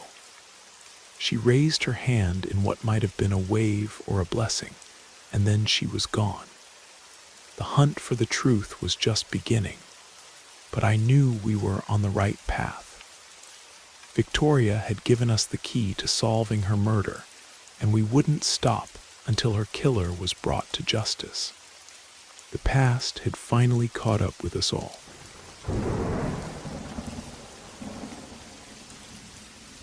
I never thought a single moment could change everything. One question that wouldn't leave me alone. What if I hadn't made it out? The explosion at the chemical plant was devastating, but not fatal. At least, not for me. The emergency crew said I was lucky to be alive. They patched up my burns, treated my smoke inhalation, and sent me home with a clean bill of health and a mind full of questions. It wasn't the kind of industrial accident that should have left me feeling haunted, but it did. I still remember the acrid smell of burning chemicals, the deafening roar of collapsing machinery, the way the ground shook beneath my feet as I ran through the smoke-filled corridors. Those memories clung to me, but it wasn't just the memories. It was the feeling that something had followed me home from that place. I thought it was just shock, just the natural response to trauma, but it wasn't. The house I returned to was exactly as I had left it that morning. The familiar squeak of the screen door, the gentle hum of the air conditioning, the distant sound of my neighbor's dog barking in the backyard. But something was different. I felt a heaviness in the air, a weight that hadn't been there before. I brushed it off. There was no point in dwelling on it, right? After all, I was alive. That was something to be grateful for. But then the signs started appearing. At first, they were subtle, nothing too concerning. A strange chemical smell that lingered in the air, like burnt plastic mixed with something sweet and sickly. It hung around even after I opened all the windows, a scent I couldn't identify. It was just there, always there. Then came the sounds. At first, I thought it was the old pipes settling. A metallic grinding noise, like machinery running somewhere in the walls. But no matter how many times I checked the basement, the furnace, the water heater, the sound continued. Faint at first, then growing louder the longer I stayed in the house. I told myself it was nothing. My nerves were shot. But then, it wasn't just mechanical sounds. It was footsteps, heavy boots on the hardwood floors when I was alone, the creaking of floorboards in the attic above my bedroom. The house felt alive with movement. And the shadows. They weren't normal shadows. They moved independently of any light source, stretching across the walls in impossible directions. I'd catch glimpses of them in my peripheral vision, dark shapes that seemed to duck behind furniture when I turned to look. But when I searched, nothing was there. My pulse quickened as the unease crept up my spine. I told myself it was just stress from the accident, maybe some delayed reaction to the chemicals I'd inhaled. But it didn't feel like that. I wasn't alone in this house anymore. Something else was here with me. I could sense its presence, something I couldn't explain or rationalize away. I wanted to call someone, to demand answers from the plant supervisors, from the doctors. But I couldn't. I had to convince myself it wasn't real, that I wasn't losing my grip on reality. But deep down, I knew I was.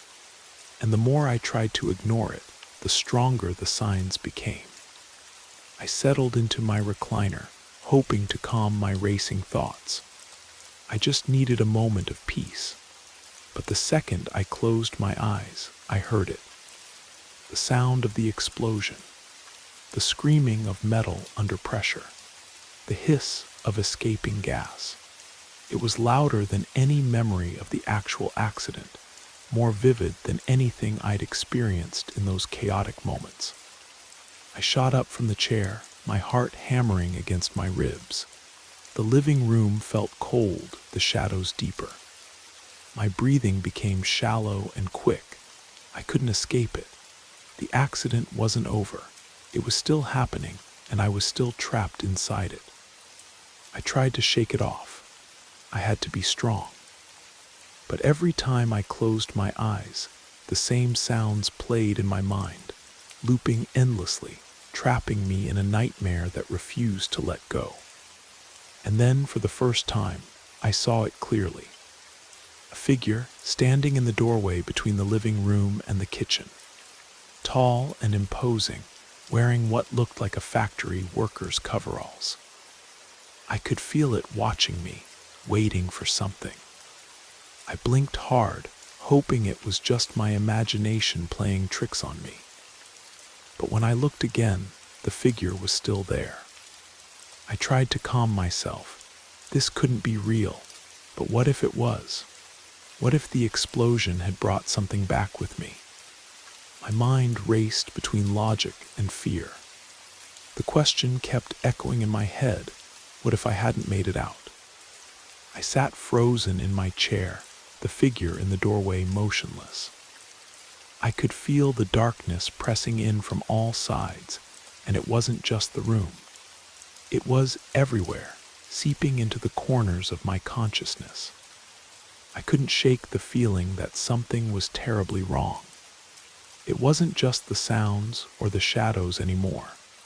It was the silence between them, the kind that suffocates, that makes you question everything around you. I'd never experienced anything like this before, not even in the immediate aftermath of the explosion. My heartbeat was deafening in my ears, drowning out my ability to think clearly. I tried to focus on familiar things. The house was as it had always been, soft light filtering through the curtains, the steady hum of the refrigerator in the kitchen, the occasional settling of old wood. But now, everything felt wrong.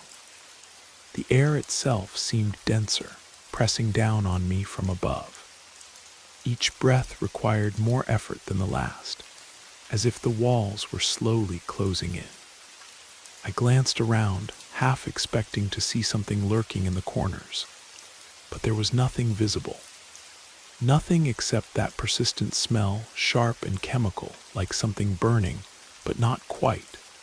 It clung to everything, my clothes, my skin, the very air I breathed. I tried to ignore it, but it stuck to me like a stain that wouldn't wash out. My eyes drifted to the window. The street outside was quiet, unnaturally so. The usual sounds of suburban life seemed muffled, as if they were coming from miles away. The evening was still, as if the entire neighborhood had stopped breathing. It was deeply unsettling. I couldn't just sit here anymore. I needed to do something, anything to break free from the rising panic in my chest. I grabbed my keys and headed for the front door. Maybe some fresh air would clear my head. Maybe getting out of this house would make everything feel normal again. The cool evening air hit me like a relief, a welcome change from the suffocating atmosphere inside. I took a deep breath, the air clean but tinged with something metallic, something that reminded me of the factory.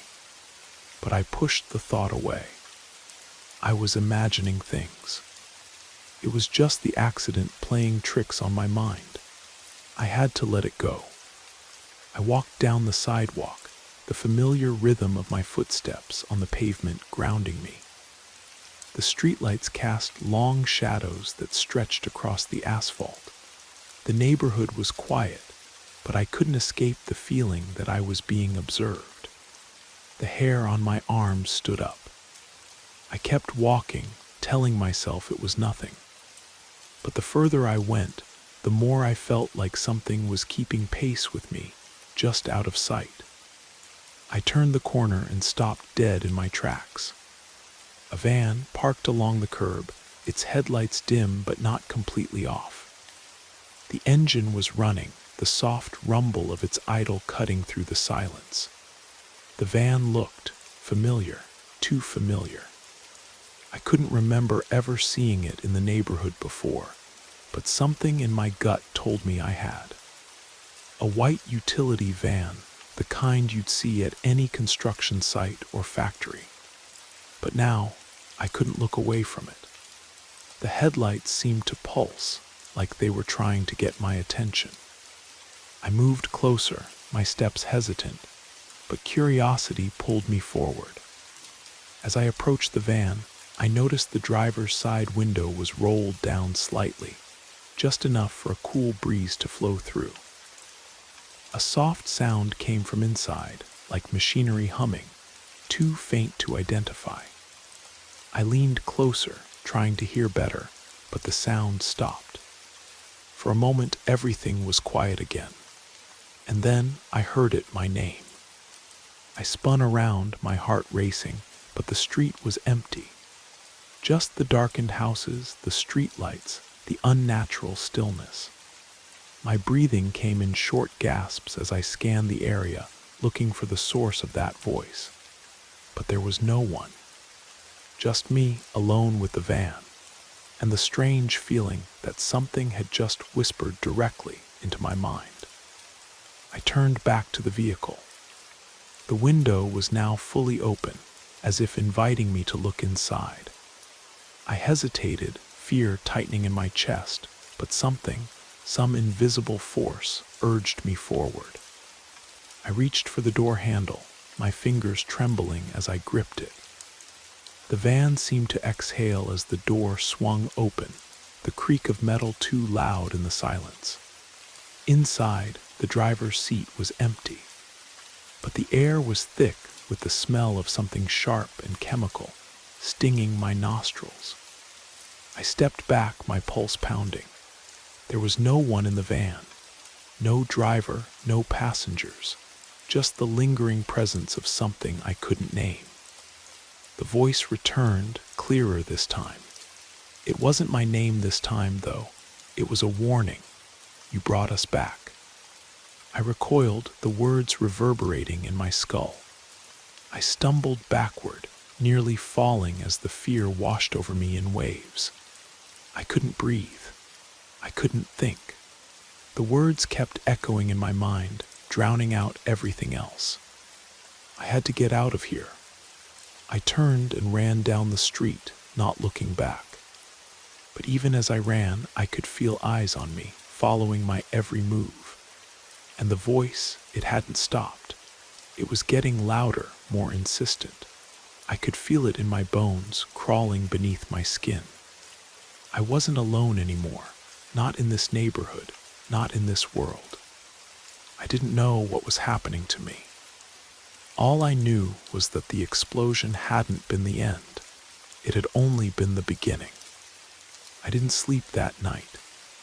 The voices and the shadows had followed me back to the house, a constant presence I couldn't shake.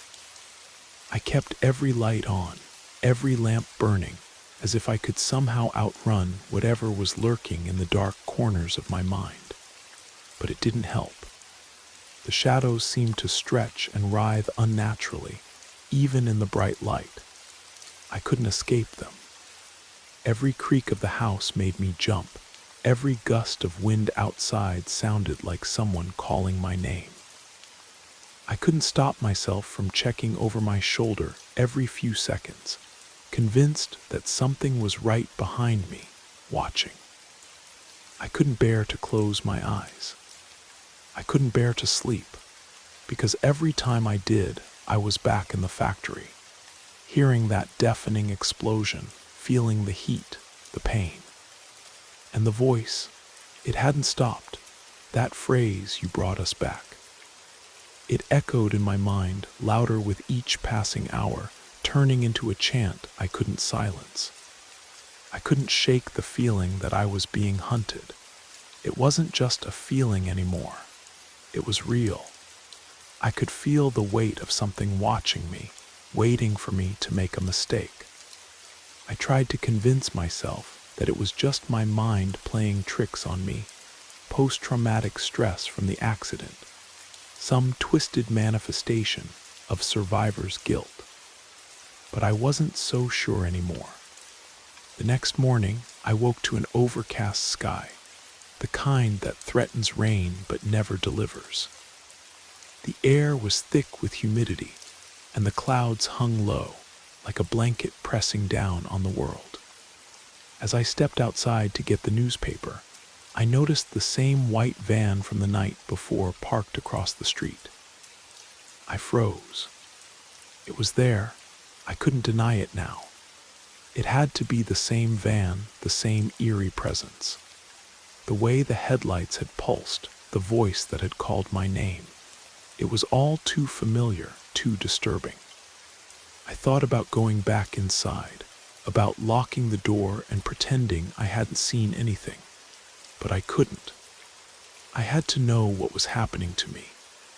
I crossed the street slowly, my body tense, every instinct screaming at me to run. As I got closer, I noticed something else. The van wasn't empty. There was someone sitting in the driver's seat. I couldn't make out their face, the figure obscured by the tinted windows and the shadow of the van's interior. But I felt them watching me, felt the weight of their gaze like a physical thing, pressing against my chest. My heart skipped a beat as I approached the vehicle, my hand trembling as I reached for the door. The window rolled down slowly, as if whoever was inside was in no hurry. I leaned down, bracing myself for whatever lay beyond that dark glass. My breath caught in my throat when the window finally revealed the driver's face, or rather, the absence of it. There was no face, no features, just a smooth, empty void where a person's head should have been. It was like looking into nothingness, and the nothingness was staring back at me. I stumbled backward, my heart hammering in my chest. I was frozen in place, unable to look away from the empty space. The air itself seemed to grow thicker, the oppressive weight of the presence suffocating me. I couldn't breathe, couldn't think. I wanted to run, to escape, but my feet felt rooted to the asphalt. The voice came again, clearer this time. Not a whisper anymore, but a full statement, as if it was coming from inside my own head, but not from my own thoughts. You survived when we didn't. I backed away, my hand instinctively reaching for something to steady myself against. The world spun around me, my vision blurring. I could feel something pulling at me, drawing me toward the van, toward the empty void that wasn't really empty. I forced myself to turn away. I couldn't stay here, not anymore. But as I turned and began to walk quickly away, I felt something brush against my shoulder. It was cold, unnaturally cold, and it sent a jolt of terror through me. I glanced back, but the van was gone. The street was empty, as if it had never been there. The weight in the air lifted slightly, but the dread in my chest remained, a gnawing, persistent feeling that something was coming for me. I didn't know how to explain it. I didn't know how to make sense of what was happening to me. But I knew one thing for certain now. I wasn't just imagining it.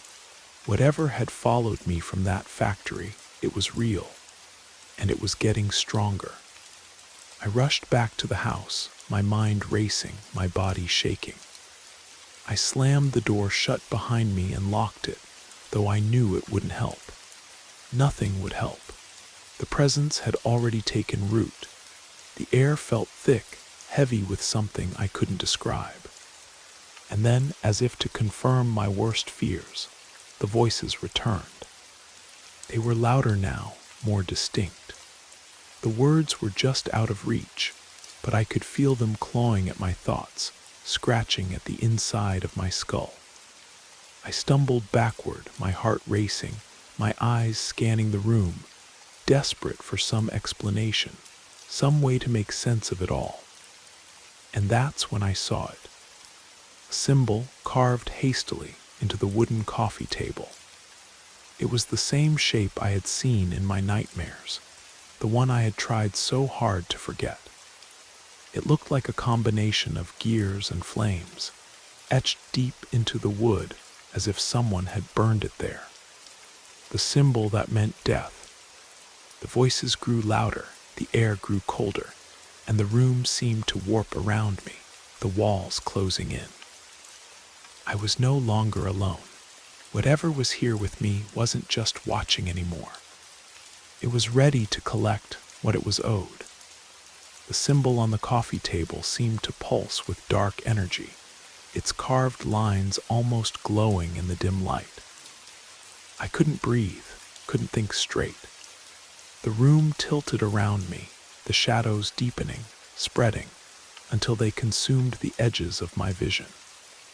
My heart thundered in my chest, each beat louder than the last, each breath more labored than the one before. I took a step back, but the feeling of being trapped, of being drawn toward the symbol, kept me frozen in place. My mind screamed for me to leave, to run, but my feet wouldn't obey. I could hear them again, the voices. They weren't just murmurs anymore. They were distinct now, speaking in unison, soft but clear. They didn't speak in words I recognized at first, but the meaning was unmistakable. It wasn't a warning, it was a demand. "Come closer," they whispered. It wasn't my imagination, it was real. I knew it in every fiber of my being. My legs shook as I took a step forward, drawn to the table as if invisible hands were pulling me. I tried to fight it. I tried to turn away, but my body betrayed me. Every movement felt like it wasn't my own anymore. When my hand touched the carved symbol, it felt warm beneath my fingers. The wood seemed to pulse with life, like it was breathing. And then everything went black. I gasped for air, but there was no air. I was drowning in darkness. My heart was racing, pounding so loudly in my ears that it drowned out every other sound.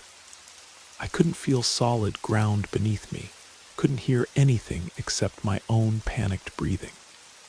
I was falling, or maybe floating. I opened my eyes, and everything around me was wrong. The house was gone. The walls, the furniture, the familiar surroundings, everything had vanished. I was standing in a place that felt hostile, a place that was neither light nor dark, but somewhere in between, like a nightmare where the rules of reality didn't apply. The air was thick with something I couldn't name, something heavy, like the weight of 1,000 regrets, pressing in on me from all sides. I could see shapes in the darkness, just beyond the reach of what little light there was. Figures, moving and shifting, watching me with eyes I couldn't see. My breath caught in my throat. I wasn't alone, and then I saw them. Figures emerging from the shadows, tall and lean. They were dressed in the same factory coveralls I had worn on the day of the explosion. Their faces were obscured by the same darkness that filled the space, but I could feel their presence, their anger, their pain. The air seemed to ripple around them, bending and warping in unnatural ways, as though reality itself was wounded by their presence. I couldn't move. I couldn't even scream. "You left us behind," one of them said, the voice deep and hollow, echoing in the empty space. It wasn't just a voice. It was an accusation, a condemnation, speaking directly into my soul. I couldn't speak. I couldn't respond. All I could do was stand there, paralyzed by terror, as the figures moved closer, their forms becoming more solid, more real with each step. "You ran when we couldn't." I tried to back away, but my feet wouldn't move. I was trapped, surrounded by these things, these people. Their presence was crushing, pressing in on me from all sides. I could feel their eyes on me, even though I couldn't see them. And I could feel their pain in my chest, like something was tearing me apart from the inside. I gasped for breath, but the air was thick, suffocating. My vision blurred, the shadows around me swirling, becoming more defined. I could see faces now, burned and twisted, eyes filled with accusation. They were all looking at me, waiting for something. And then I realized These weren't just random figures. They were my coworkers, the people who had been in the factory that day, the people who hadn't made it out. The faces were contorted with agony, their mouths open in silent screams, their eyes pleading with me. But they weren't looking at me with forgiveness. They were looking at me with blame. And then it hit me. The realization crashed over me like a wave. I had survived when they didn't. I had run when they couldn't. I had left them behind to save myself. "You cannot escape us," the voice echoed again, louder now, the sound vibrating through my bones. "It's time to join us." I wanted to scream. I wanted to fight, but I couldn't. I was paralyzed, my body betraying me. The figures were getting closer, their forms becoming more solid, more real. They reached out, their hands, no, not hands, but burned, twisted remnants of hands, stretched toward me. "It's time," they repeated, and this time I felt it. I felt the weight of those words, the finality in them. And then the darkness swallowed me completely. I woke up gasping for air, my body drenched in sweat. I was back in my living room, lying on the floor in front of the coffee table. My hand was still pressed against the carved symbol, the wood cold and rough beneath my fingers. My heart was pounding, but the room was silent. The shadows had retreated, and for a moment I thought it had all been a hallucination. But the symbol on the table was still there. It hadn't changed. It hadn't disappeared. And then I heard it again. The voice, now clearer than ever, not in my mind, but in the room, as real as my own breathing. "You cannot run forever."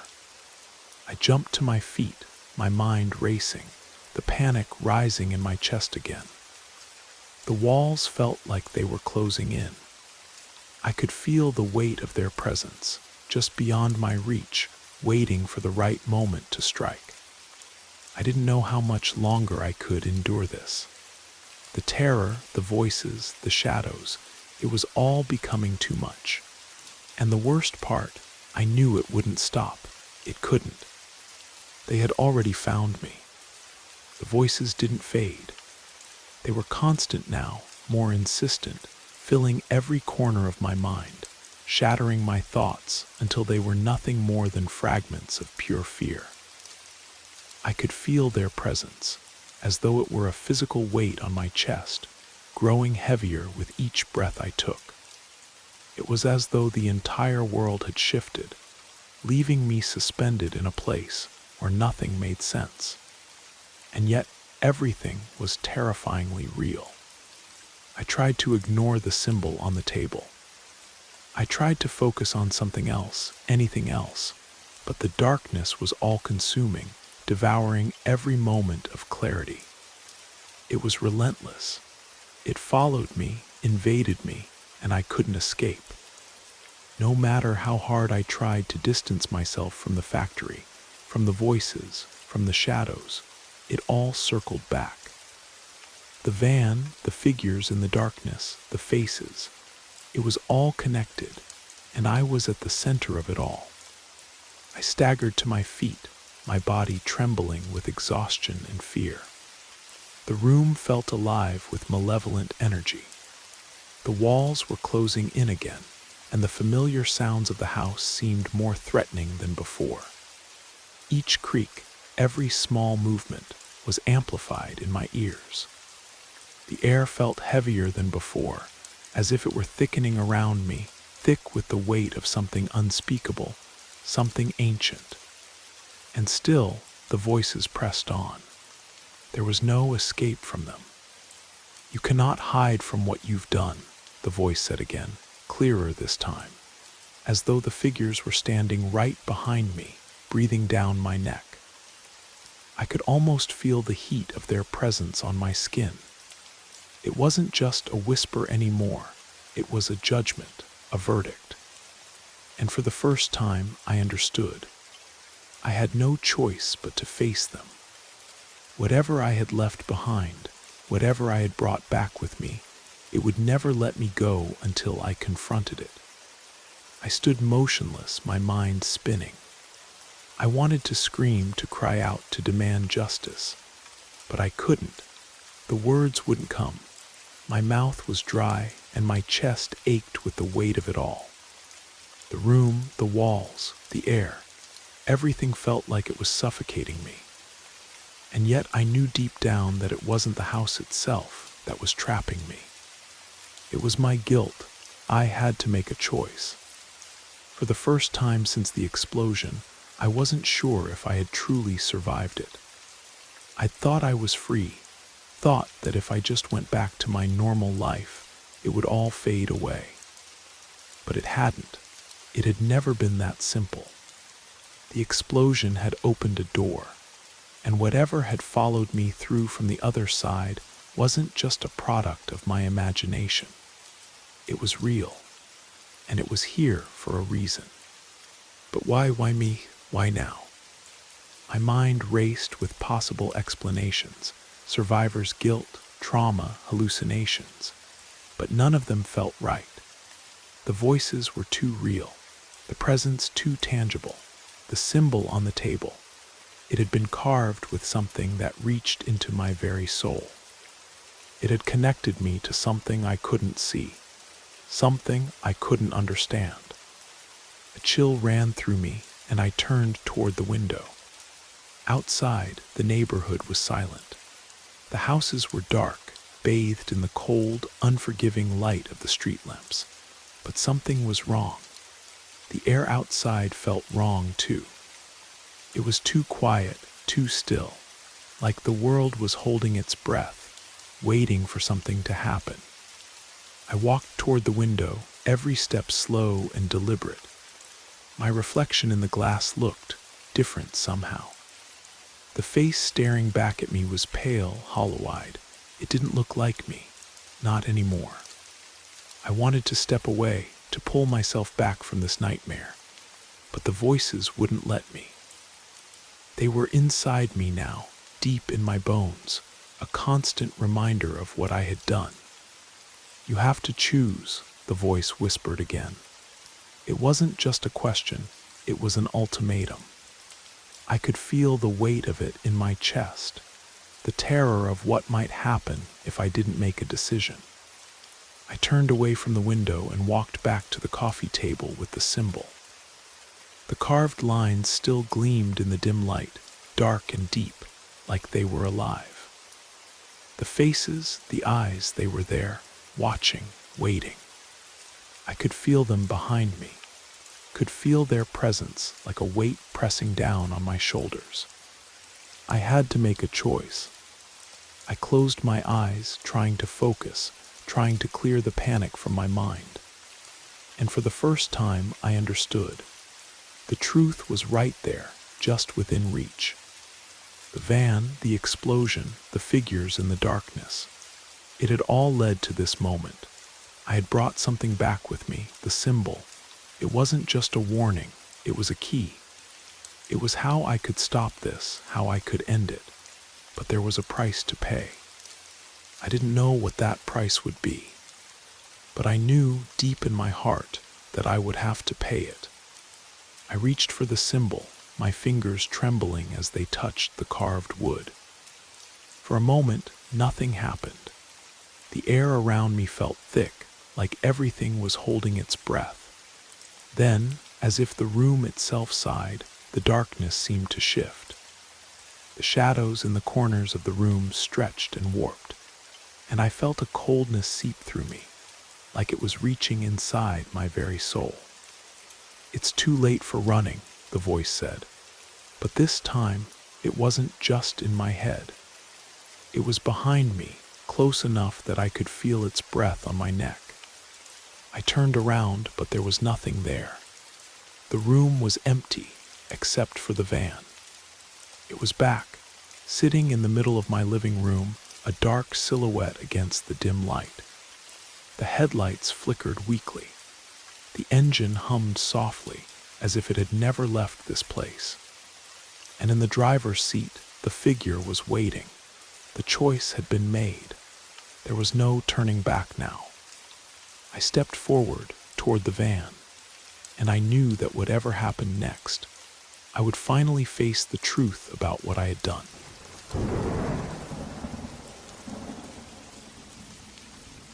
Why would anyone die in a place like this? The question hit me like a cold wind when I first spotted the body floating in the murky depths of Copper Ridge Quarry. A man in his 40s, his face ashen and lifeless, arms spread wide like a broken marionette. The water that had seemed so peaceful from my car window now rippled with an undercurrent of menace. I had never encountered death this close before. Not like this. Not with the way the dark water seemed to cradle the man, holding him in a final, grotesque embrace that made my stomach turn. I wasn't a detective or a coroner, just Jacob Ramiro, a freelance photographer who made his living capturing forgotten places for travel magazines. But today, my camera had led me to something far more sinister than abandoned buildings or rusted machinery. The dead man was a stranger to me. I didn't know his name, his story, or what had brought him to this remote quarry in the Colorado Rockies. But something about his position in the water felt wrong, deliberate. Copper Ridge Quarry wasn't a swimming spot or a tourist destination. It was a scar in the earth, a remnant of mining operations that had ceased decades ago. The locals avoided it, claiming the water was too cold, too deep, too dangerous. Standing at the rocky edge, I felt the weight of isolation pressing down on me. No hiking trails led here. No cabins dotted the surrounding cliffs. Just me, the body, and the towering granite walls that rose like prison bars around the flooded pit. The silence was absolute. Even the wind seemed to hold its breath among the jagged rocks and sparse pine trees that clung to the quarry's rim. I should have turned around, driven back down the winding mountain road, and called the authorities from town. But something kept me rooted to the spot. My photographer's eye drawn to details that didn't belong. There were no signs of struggle along the rocky shore. No discarded clothing or personal effects. Just the man, floating face down in water so still it might have been glass. The position was too perfect, too serene for an accidental drowning. Bodies don't float like that naturally, not without help. A sudden scraping sound echoed off the quarry walls, and I spun around, my heart hammering. The noise bounced between the rock faces, making it impossible to pinpoint its source. My eyes scanned the rim above, searching for movement among the shadows cast by the afternoon sun. Nothing.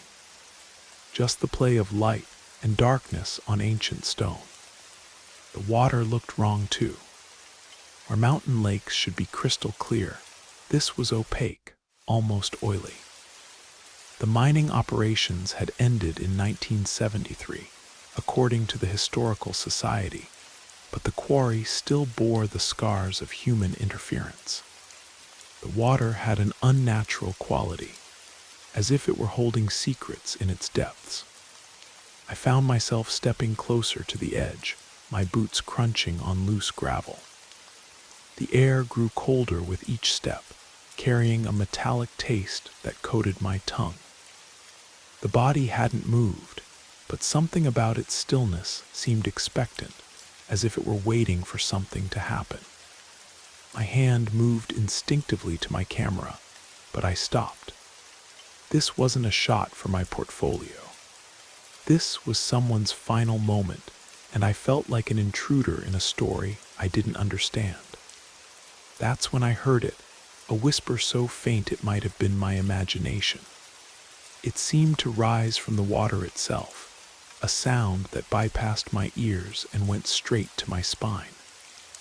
The words were unintelligible, but the tone was unmistakable, a warning. I I jerked my hand back from where it had been reaching toward my camera bag, every nerve suddenly alert. The whisper came again, clearer this time, though still too soft to make out individual words. It sounded almost like pleading. My rational mind screamed that I was letting the isolation get to me, that grief and shock were playing tricks on my senses. But my body knew better. Every instinct I had was telling me to leave, to get away from this place before something terrible happened. But I couldn't move. The mystery had already sunk its claws too deep. I forced myself to study the scene more carefully, looking for anything that might explain what had happened here. The quarry walls were too steep for someone to fall accidentally. The nearest road was half a mile away through dense forest. How had this man ended up here? And why did his death feel like just the beginning of something much worse? As I crouched at the water's edge, trying to see past the murky surface, something caught my eye. A glint of metal, half buried in the sediment near the shore. I reached for it carefully, my fingers closing around a small, tarnished object. It was a medallion, heavy and old-fashioned, with intricate engravings that looked almost ceremonial. The metal was cold against my palm, colder than it should have been after sitting in the afternoon sun. Strange symbols were etched into its surface, not quite letters, not quite pictures, but something that felt deliberately meaningful. Why would this be here? And why did touching it make the hair on my arms stand up? Before I could examine it more closely, the scraping sound returned, louder now, and definitely coming from somewhere above me. I looked up to see a shadow moving along the quarry rim, too far away to make out details, but clearly human in shape. My heart rate spiked as I realized I might not be alone after all.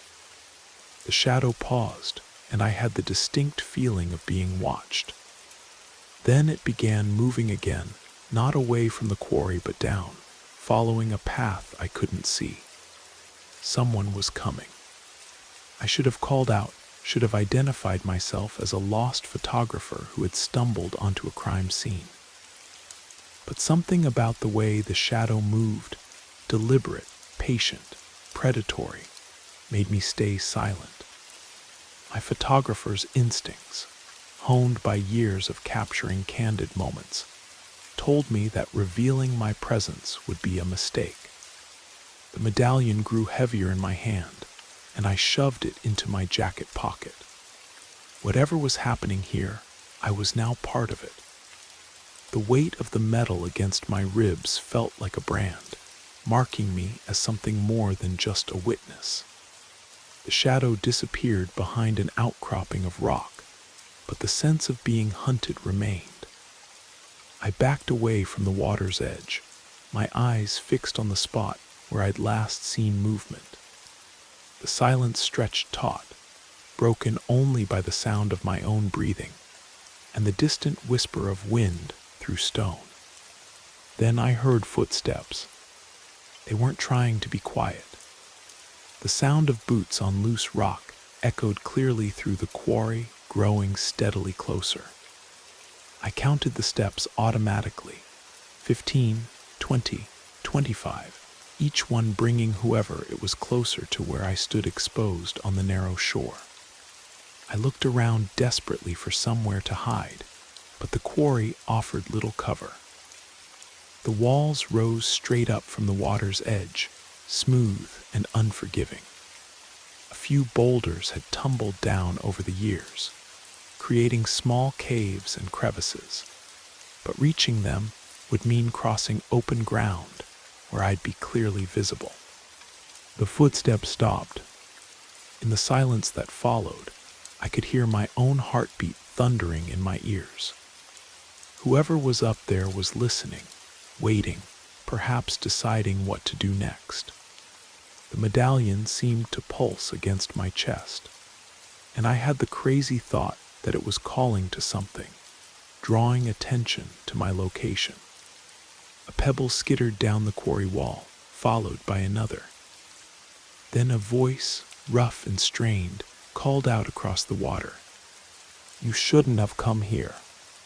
The words hit me like a physical blow. The voice was male, older, and carried the weight of absolute certainty. This wasn't a warning or a threat, it was a statement of fact, as if my presence here had triggered something that couldn't be stopped. I pressed myself against the nearest boulder, trying to make myself invisible. The medallion felt white-hot against my ribs, but I didn't dare move to adjust it. Every sound I made would carry across the water and up the walls, announcing my position to whoever was hunting me. "I know you're down there," the voice continued, closer now. "I saw you take it. That doesn't belong to you." The medallion. He was talking about the medallion. But how could he have seen me from that distance? And what did he mean about it belonging to someone else? I heard more footsteps, different this time, the sound of someone carefully picking their way down the quarry wall. They knew the path well, moving with the confidence of familiarity. This wasn't a random encounter. Someone had been watching the quarry, protecting it, waiting for intruders like me. The rational part of my mind told me to call out, to identify myself and explain that I just found a body and was trying to help. But the medallions weighed against my chest, and the memory of that whisper from the water made me hesitate. There was something wrong about this whole situation, something that went beyond a simple drowning. The footsteps grew closer, and I caught a glimpse of movement through a gap in the rocks. A figure in dark clothing, moving with purpose down a narrow ledge I hadn't noticed before. In less than a minute, they'd reached the shore where I was hiding. I had to move. I broke cover and ran, my feet slipping on the loose stones as I headed for the far side of the quarry. Behind me, I heard a shout of surprise, then the sound of running footsteps. My pursuer had spotted me. The shoreline was treacherous, all loose rock and hidden crevices that threatened to twist an ankle with every step. I could hear my pursuer gaining ground, their familiarity with the terrain giving them a crucial advantage. My breath came in ragged gasps, the thin mountain air burning my lungs. Ahead, I spotted a narrow gap between two large boulders, not quite a cave, but deep enough to provide cover. I dove for it, scraping my shoulders against the rough stone as I squeezed through. The space was barely wide enough for my body, but it was dark and well hidden. I pressed myself against the back wall and tried to control my breathing. Outside, I could hear footsteps approaching, then stopping. My pursuer was close, probably close enough to hear my heartbeat if they listened carefully. "You can't hide forever," the voice called out, much closer now. "The quarry doesn't let people leave once they've seen what you've seen." The words made no sense, but they carried a conviction that chilled me to the bone. I thought about the body in the water, about the medallion burning against my chest, about the whisper that had seemed to come from the depths themselves. What had I stumbled into? Minutes passed in silence. I began to hope that my pursuer had given up, had decided I wasn't worth the effort. But then I heard something that made my blood freeze, the sound of splashing water. Someone was entering the quarry. I risked a glance through the gap between the boulders and saw a figure wading into the dark water, moving purposefully toward where the body floated.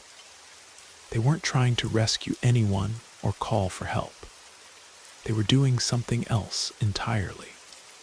The figure reached the body and began to manipulate it, turning it over and examining it like a piece of equipment. Then they began to drag it toward the shore. moving with the efficiency of someone who had done this before. My hiding place suddenly felt like a trap. I was witnessing something I was never meant to see, and my pursuer knew I was here somewhere. The medallion seemed to grow heavier with each passing second, its metal surface now uncomfortably hot against my skin. I had to get out of here. I had to reach my car and get back to civilization before whatever was happening in this quarry claimed me too. But to do that, I'd have to leave my hiding place and cross open ground while my pursuer was still in the water.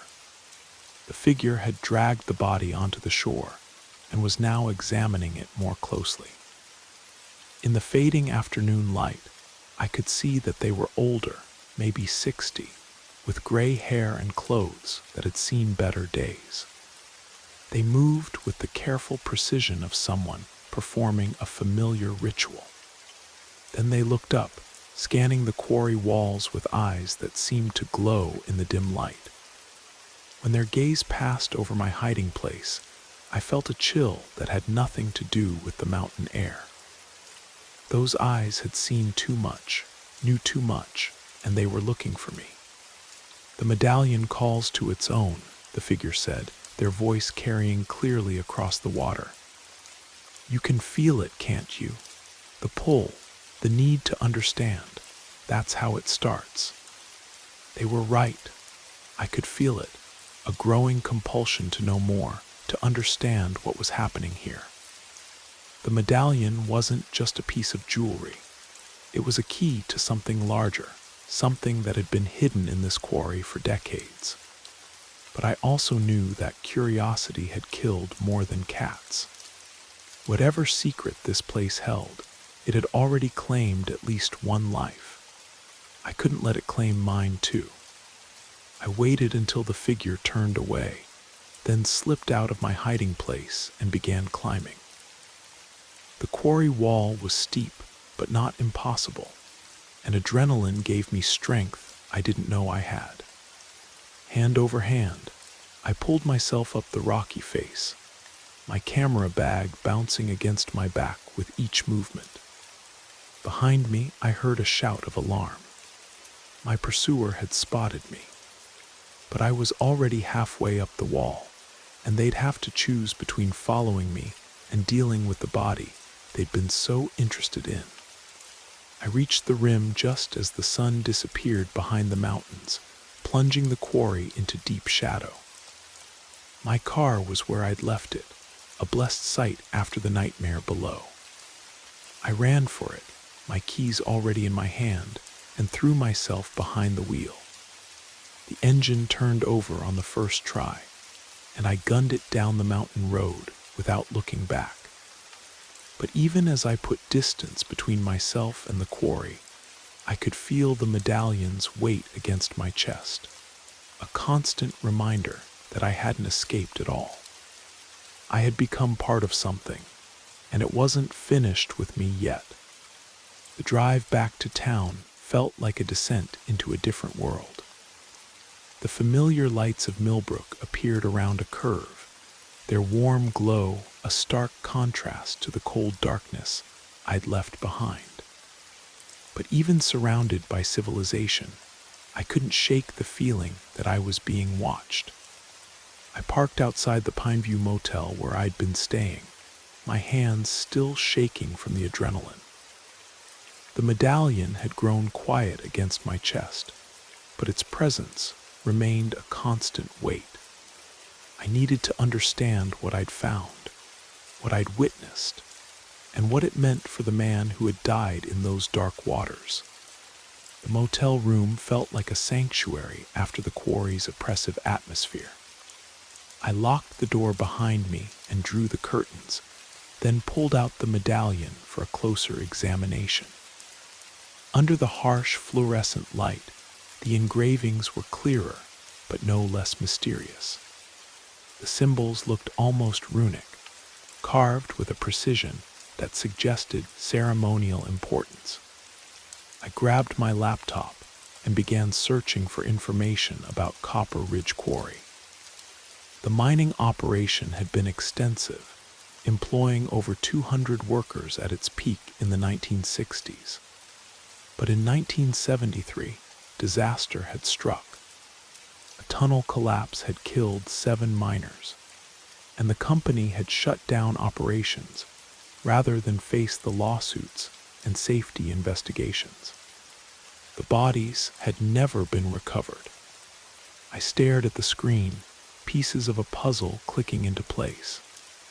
7 miners trapped forever in the flooded depths of the quarry.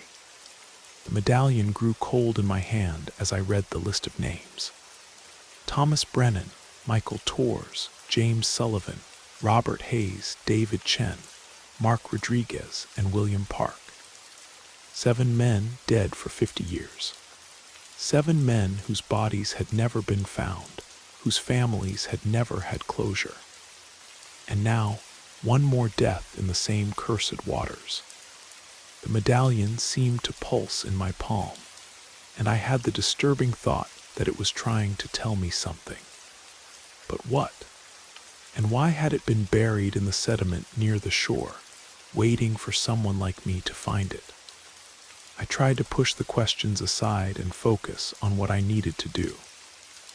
I had to call the police, report what I'd seen, and let them handle the investigation. But something stopped me from reaching for the phone. The memory of that figure in the water. The way they'd handled the body with such familiarity. It suggested this wasn't the first time someone had died in the quarry. And if the police had been aware of the pattern, wouldn't they have done something about it by now? I spent the night researching, following threads that led deeper into the quarry's dark history. The mining company had been accused of safety violations, of cutting corners to maximize profits. The tunnel collapse hadn't been an accident. It had been the result of negligence, of warnings ignored and procedures bypassed. But the most disturbing discovery came in the form of newspaper clippings from the years following the closure. People had gone missing near the quarry, hikers and campers who had ventured too close to the water. The disappearances were sporadic, sometimes years apart, but they formed a pattern that the authorities had either missed or chosen to ignore. The medallion sat on the desk beside my laptop, its surface reflecting the screen's glow. I had the growing conviction that it was connected to these disappearances, that it was both key and trap in a mystery that had been claiming lives for decades. Dawn was breaking over the mountains when I finally made my decision. I couldn't go to the police, not yet. I needed to understand what I was dealing with first, needed to know what I was walking into. And that meant going back to the quarry. The drive up the mountain felt different in daylight.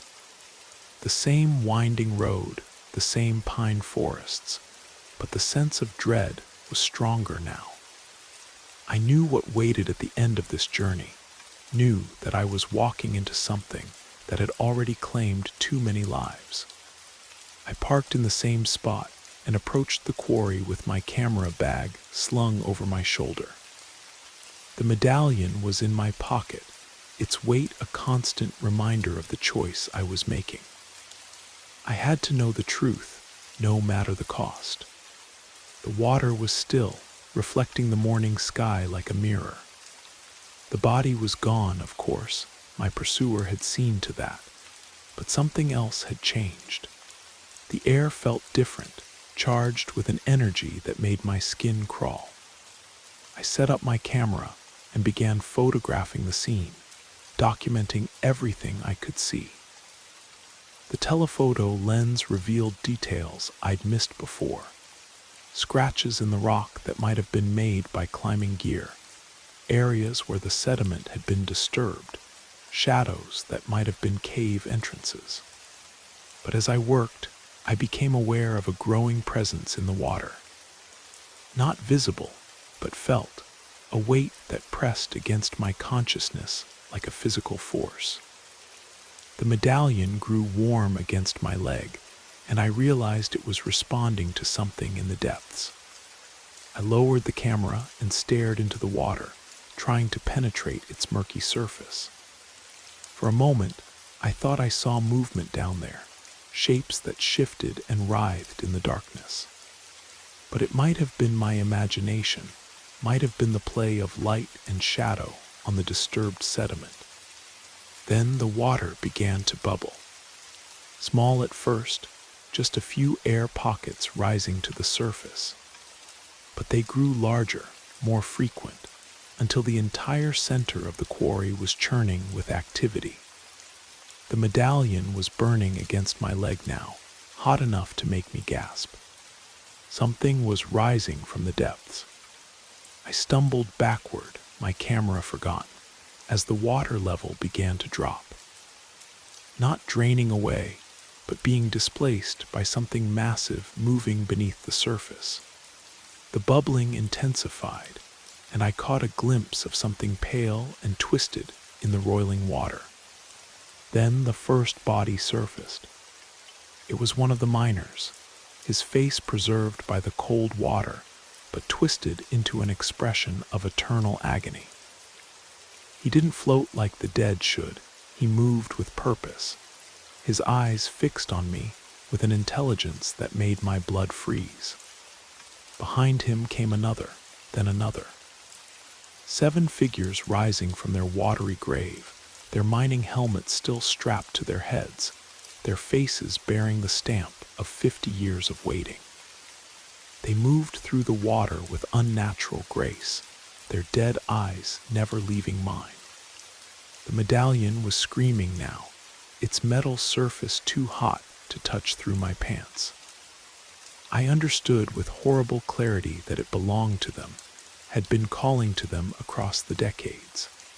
And I had been the fool who had answered their call. Thomas Brennan reached the shore first, his waterlogged boots squelching on the gravel. He was still wearing his miner's coveralls, the fabric rotted and stained, but somehow still intact. When he spoke, his voice was the whisper I'd heard the day before, multiplied by the chorus of his companions. "You brought it back to us," he said, his words carrying the weight of gratitude and menace. "After all these years, someone finally heard our call." The other miners were climbing out of the water now, their movements jerky and unnatural. They formed a semicircle around me, cutting off any escape route. Their faces were patient, expectant, as if they'd been rehearsing this moment for decades. "We've been waiting so long," said another voice, maybe Michael Torres or James Sullivan. "Waiting for someone to find the key to open the door between worlds." The medallion was just the beginning.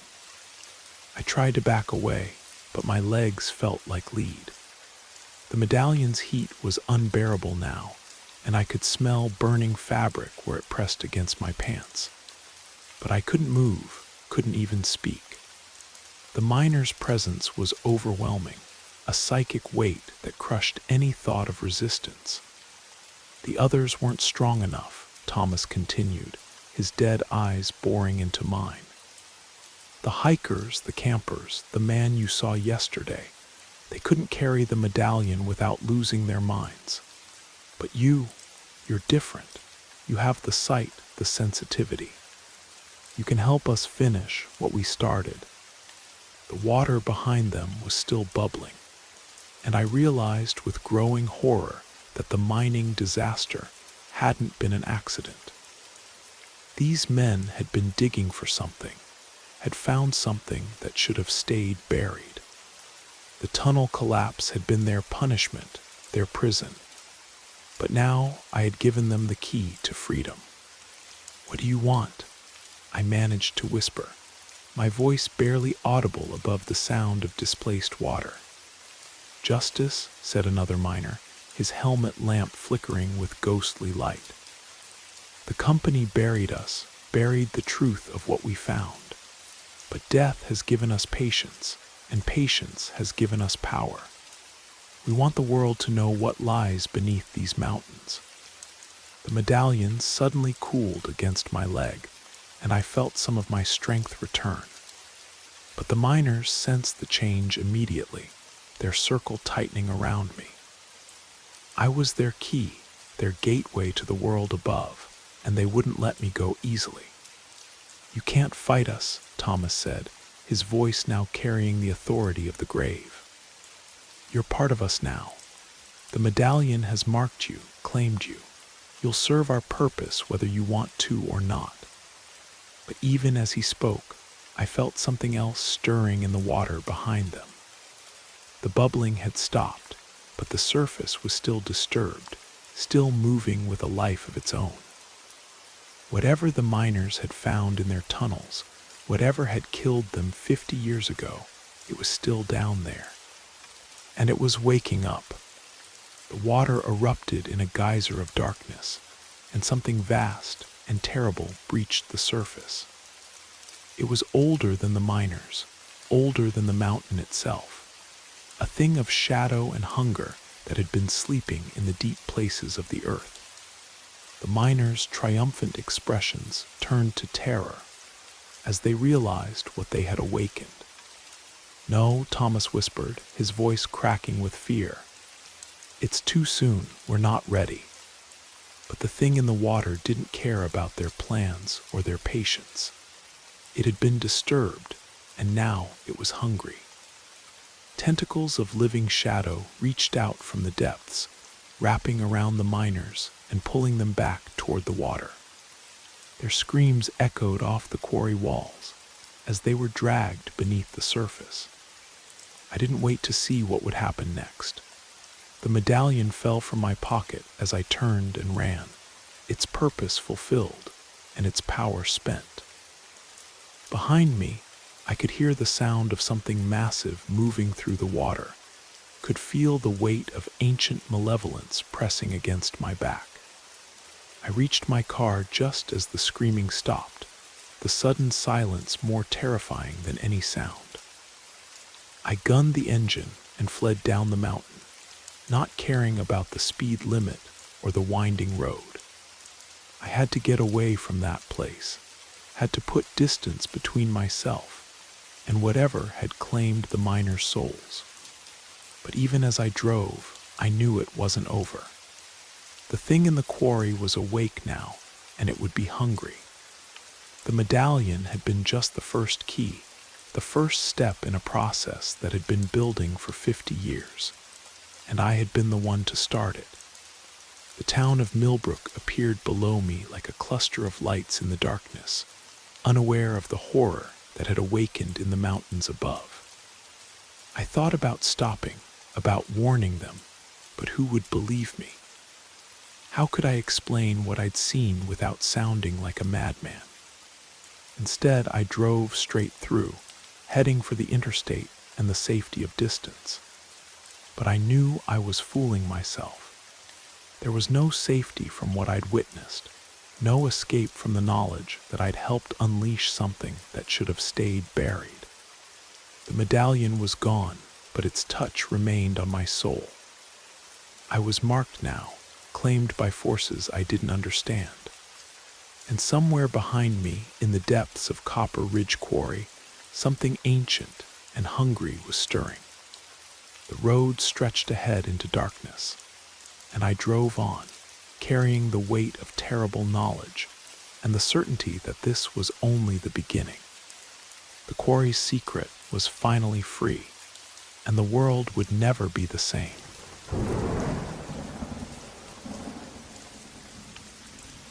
This incident occurred during the summer of 2019 in a remote American town called Pine Ridge, located in the forests of Oregon.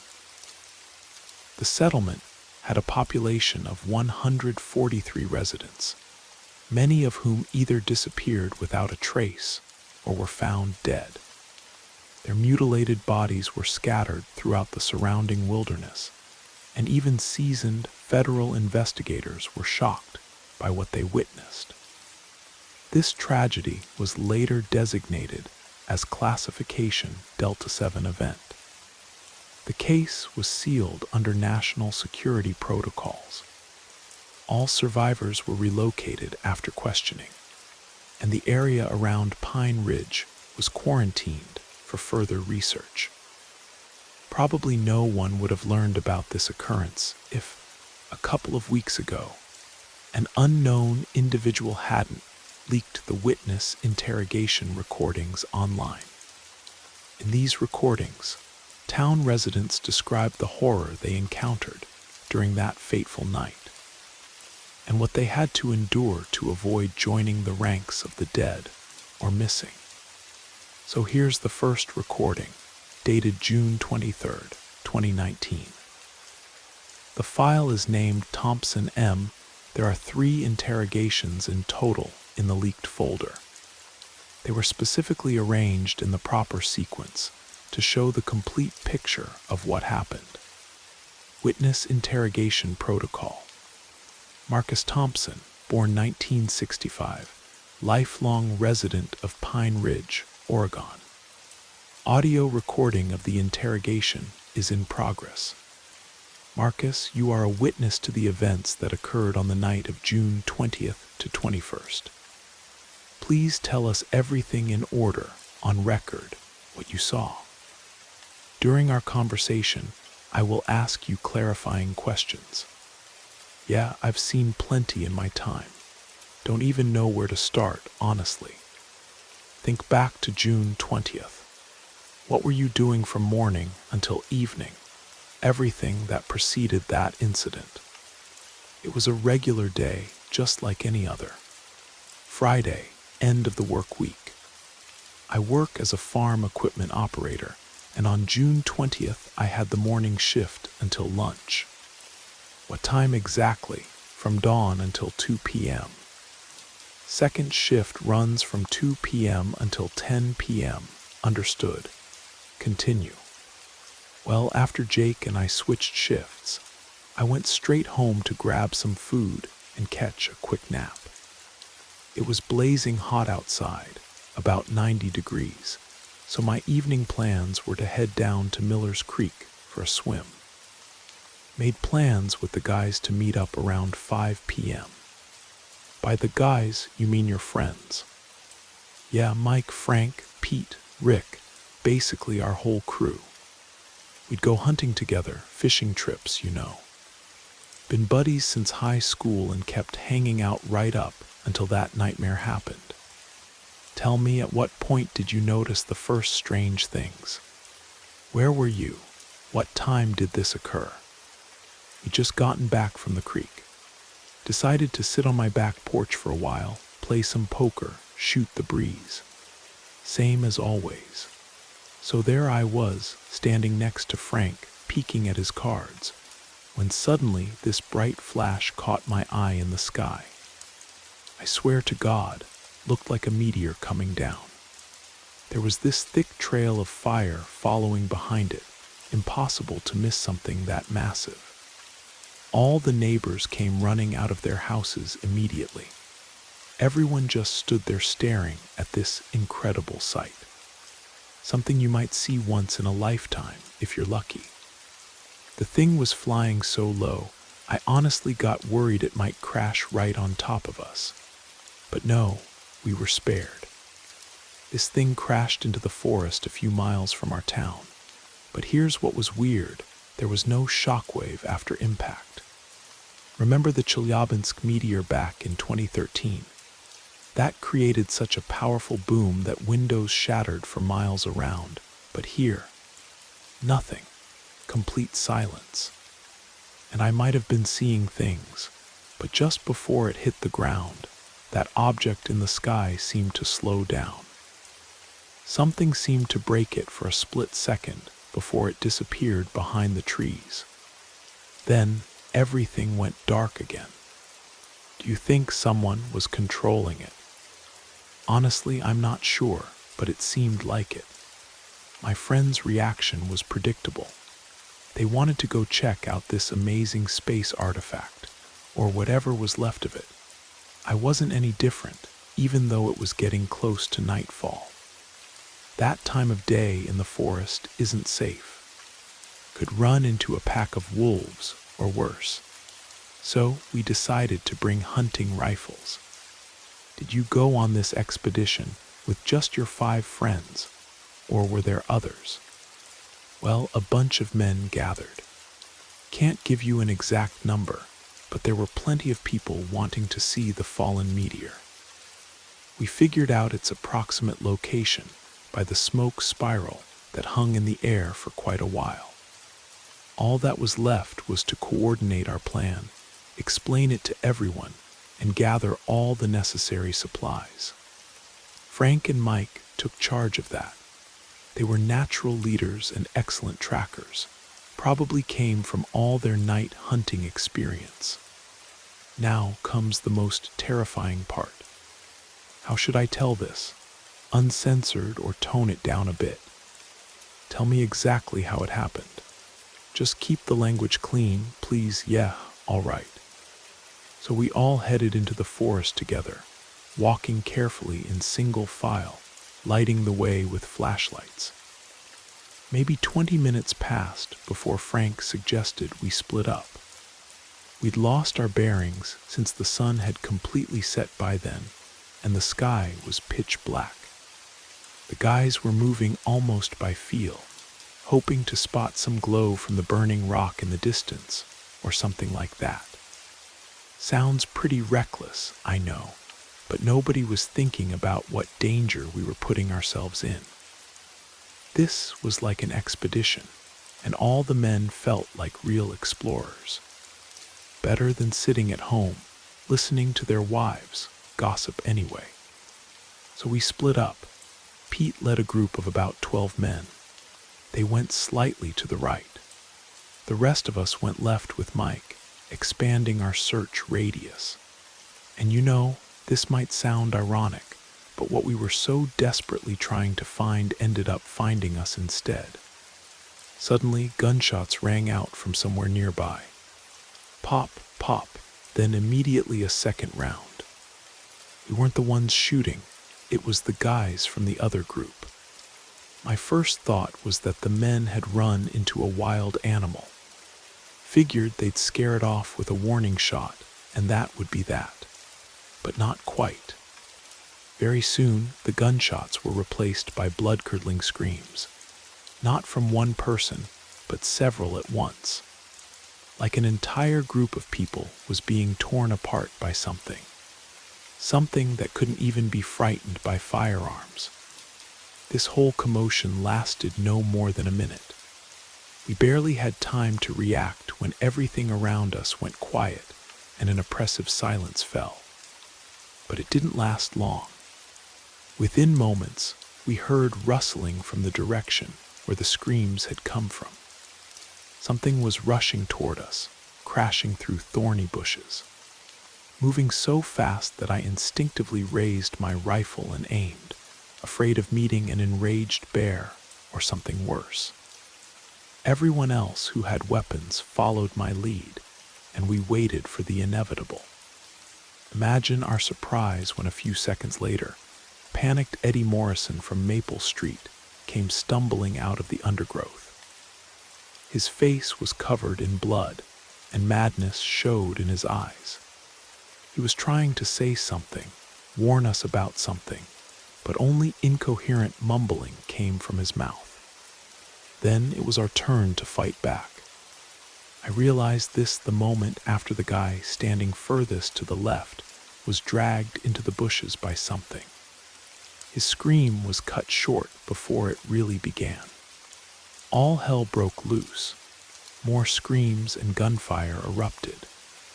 Only now it wasn't happening somewhere far away, but right here with us, which was twice as terrifying.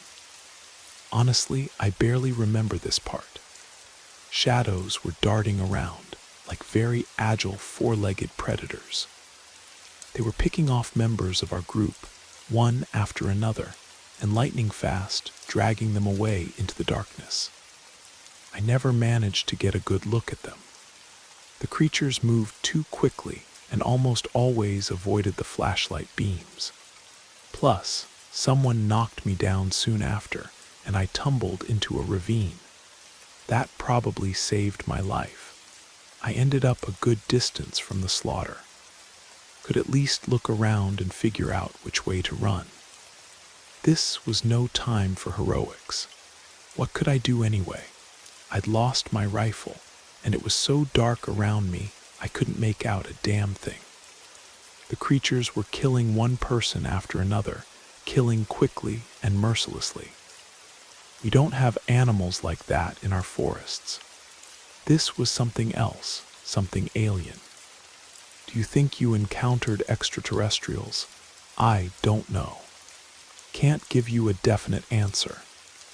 All right, let's get back on topic. So you managed to avoid meeting these predators, and traveling through the night forest alone, you were able to make it back to town. Not exactly. I couldn't find my way back to town that night because I'd gotten completely lost.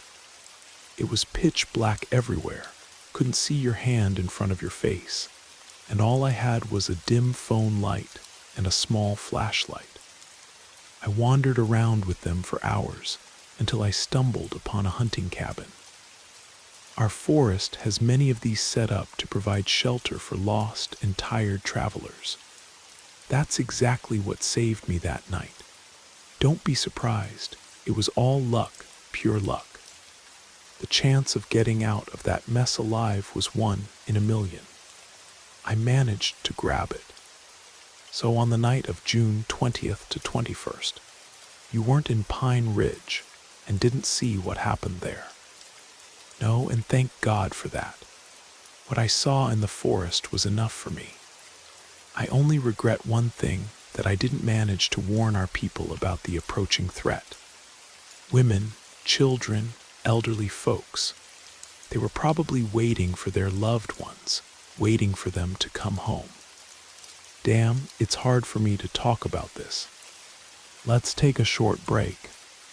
Yeah, I think I've told you everything you wanted to hear. Thanks for your cooperation, Marcus. Would you like some tea, coffee, or water? Water would be good if you don't mind. My throat's gone dry. Of course, I'll bring some right away.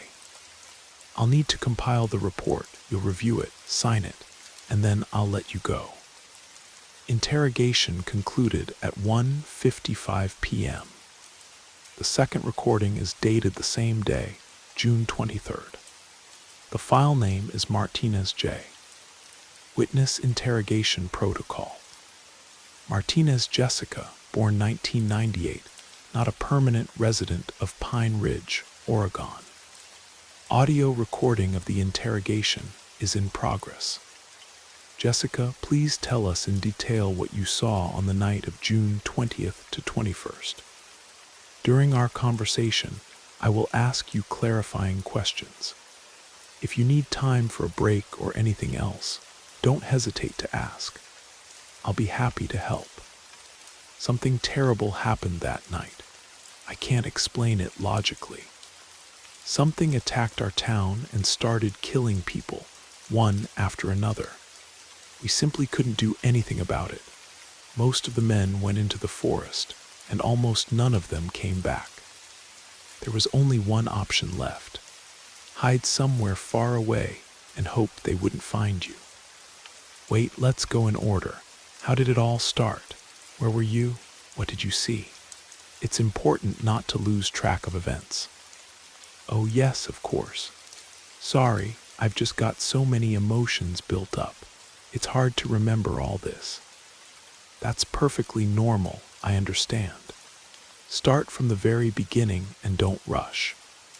My family has a house in Pine Ridge that we inherited from my grandmother. May she rest in peace. Usually, we'd visit as a family, but this summer I ended up going there alone. That evening, June 20th, my friends and I were hanging out outside when we suddenly saw this bright flash in the sky. For a moment, everything around us became as bright as day, like the sun had risen again.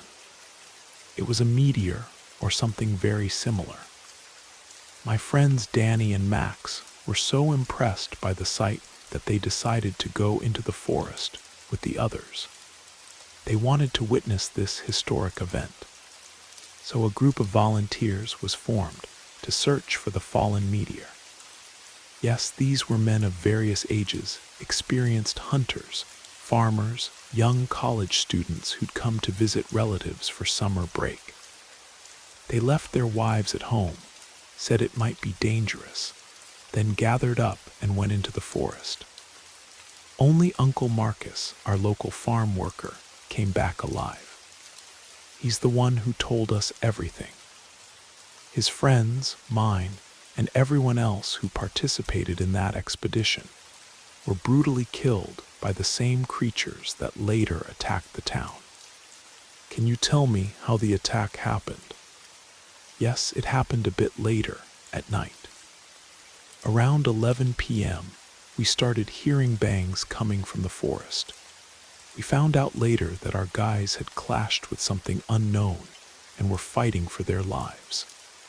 But at the time, none of the remaining townspeople suspected how serious the situation was. We'd had cases before where wolves would come close to human settlements and attack livestock. So people were pretty calm about the gunfire, though that night almost the whole town was awake.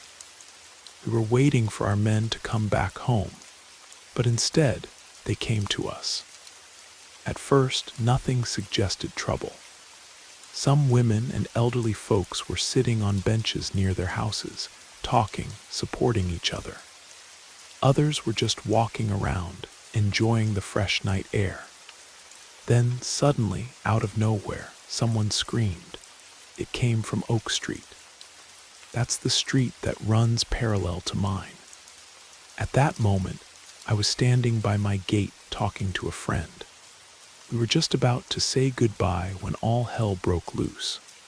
Right after the first scream came a second, then a third and fourth. They were coming from different directions, like the town really was being attacked by predators. But not the kind we first thought, different ones. Very scary and merciless. Did you see those creatures?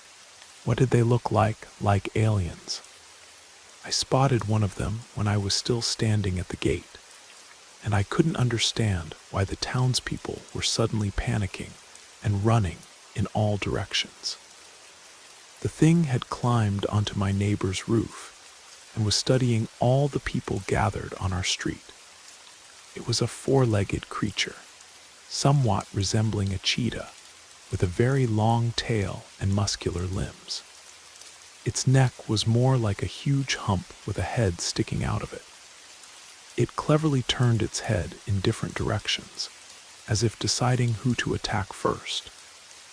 I didn't get a chance to see the alien's face because panic overcame me at that moment, just like all the people around me.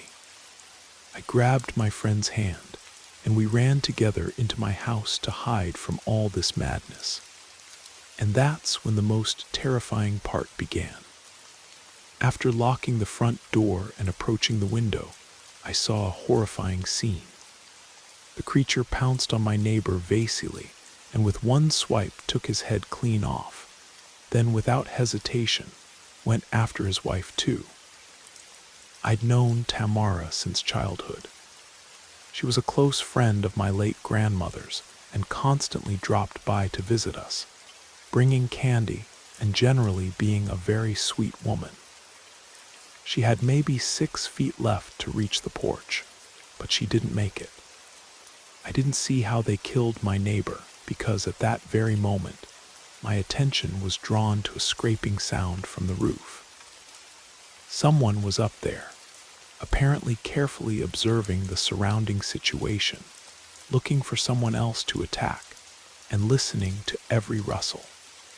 I had no doubt that very soon these creatures would start breaking into houses and wouldn't stop until they'd eliminated everyone.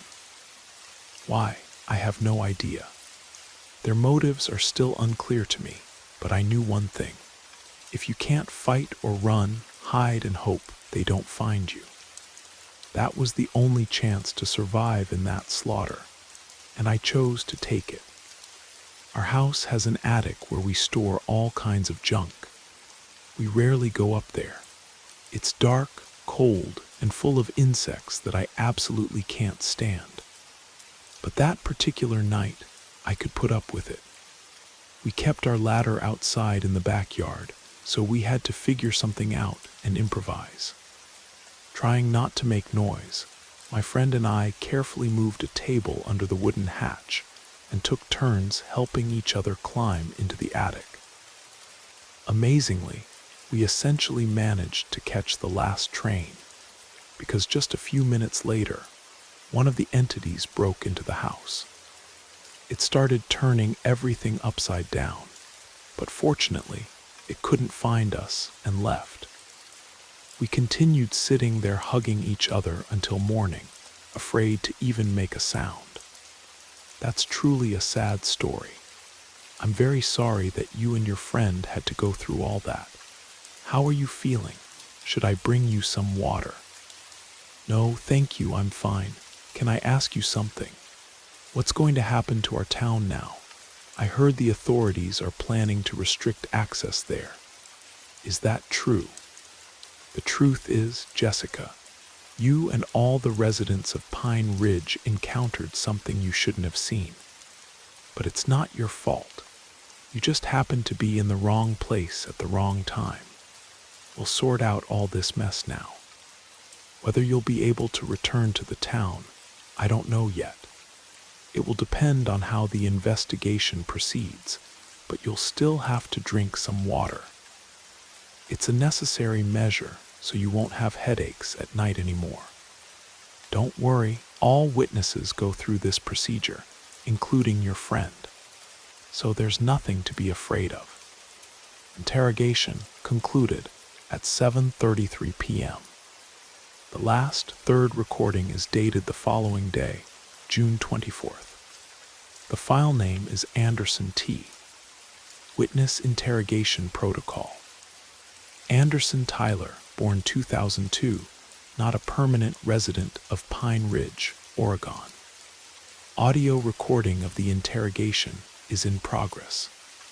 Tyler, please tell us in detail what you saw on the night of June 20th to 21st. During our conversation, I will ask you clarifying questions. If you need time for a break or anything else, feel free to ask. I'll be happy to help. I came to visit my grandfather in town for 2 weeks. My parents were supposed to pick me up on July 2nd, but something terrible happened. Our town was suddenly attacked, and they started brutally killing all the residents.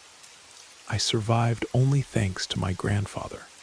May he rest in peace. Please accept my sincere condolences. This is a huge tragedy that should never have happened. Let's go back to the evening of June 20th. We've already questioned many witnesses, and they all claim to have seen some falling meteor, as well as four-legged predators that killed people for no reason. But here's the thing, we have information that there was someone else in your town. Someone who controlled these monsters, and was essentially the main instigator of the incident. You know who we're talking about, don't you? Yes, I do. Excellent, then you can skip the part about meteors and four-legged cheetahs. Jump straight to that episode. It will be much more informative for us.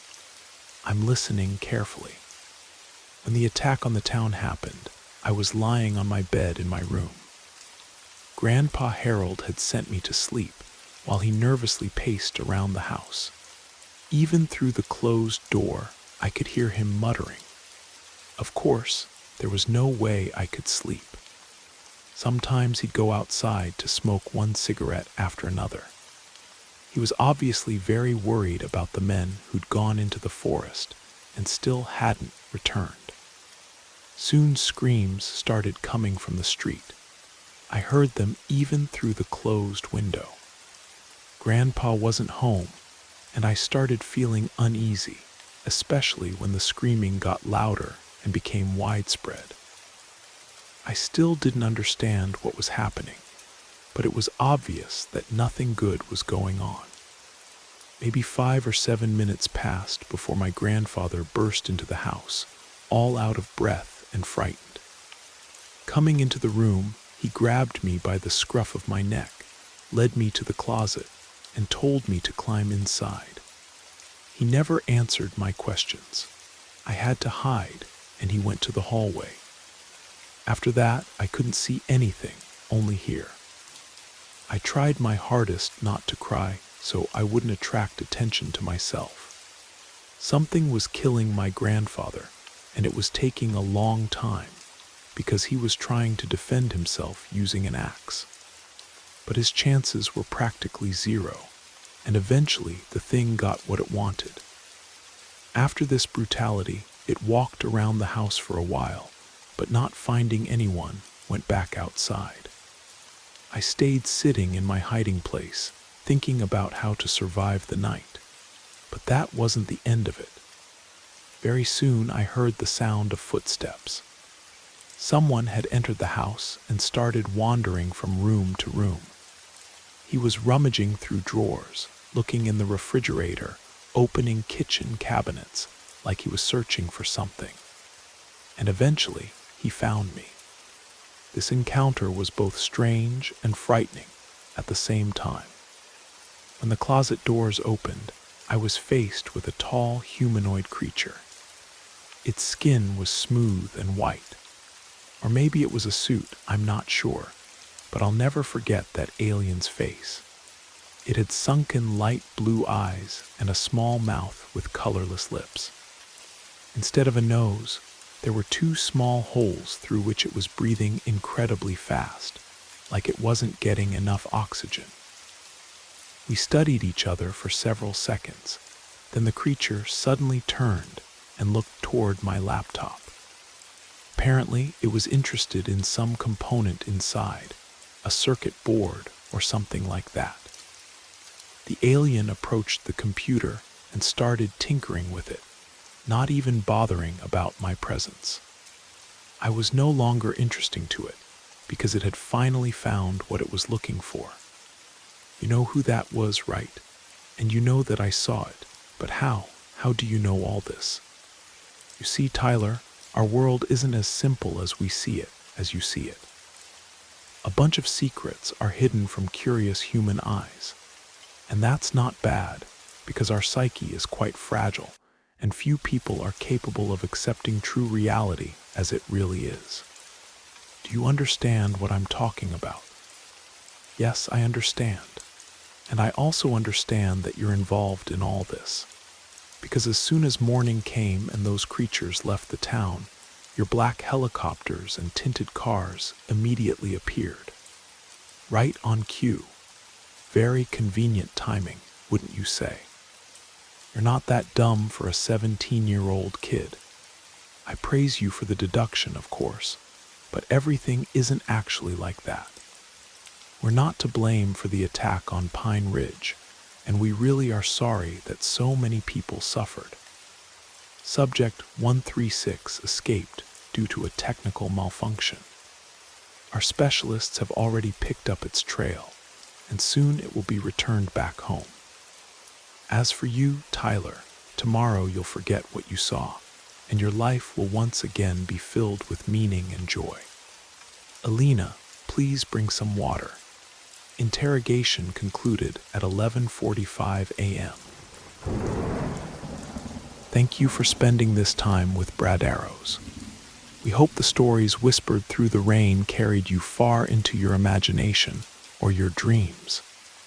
If you're still awake, let us know how you liked the journey. Until next time, stay safe, sleep well, and let the darkness comfort you.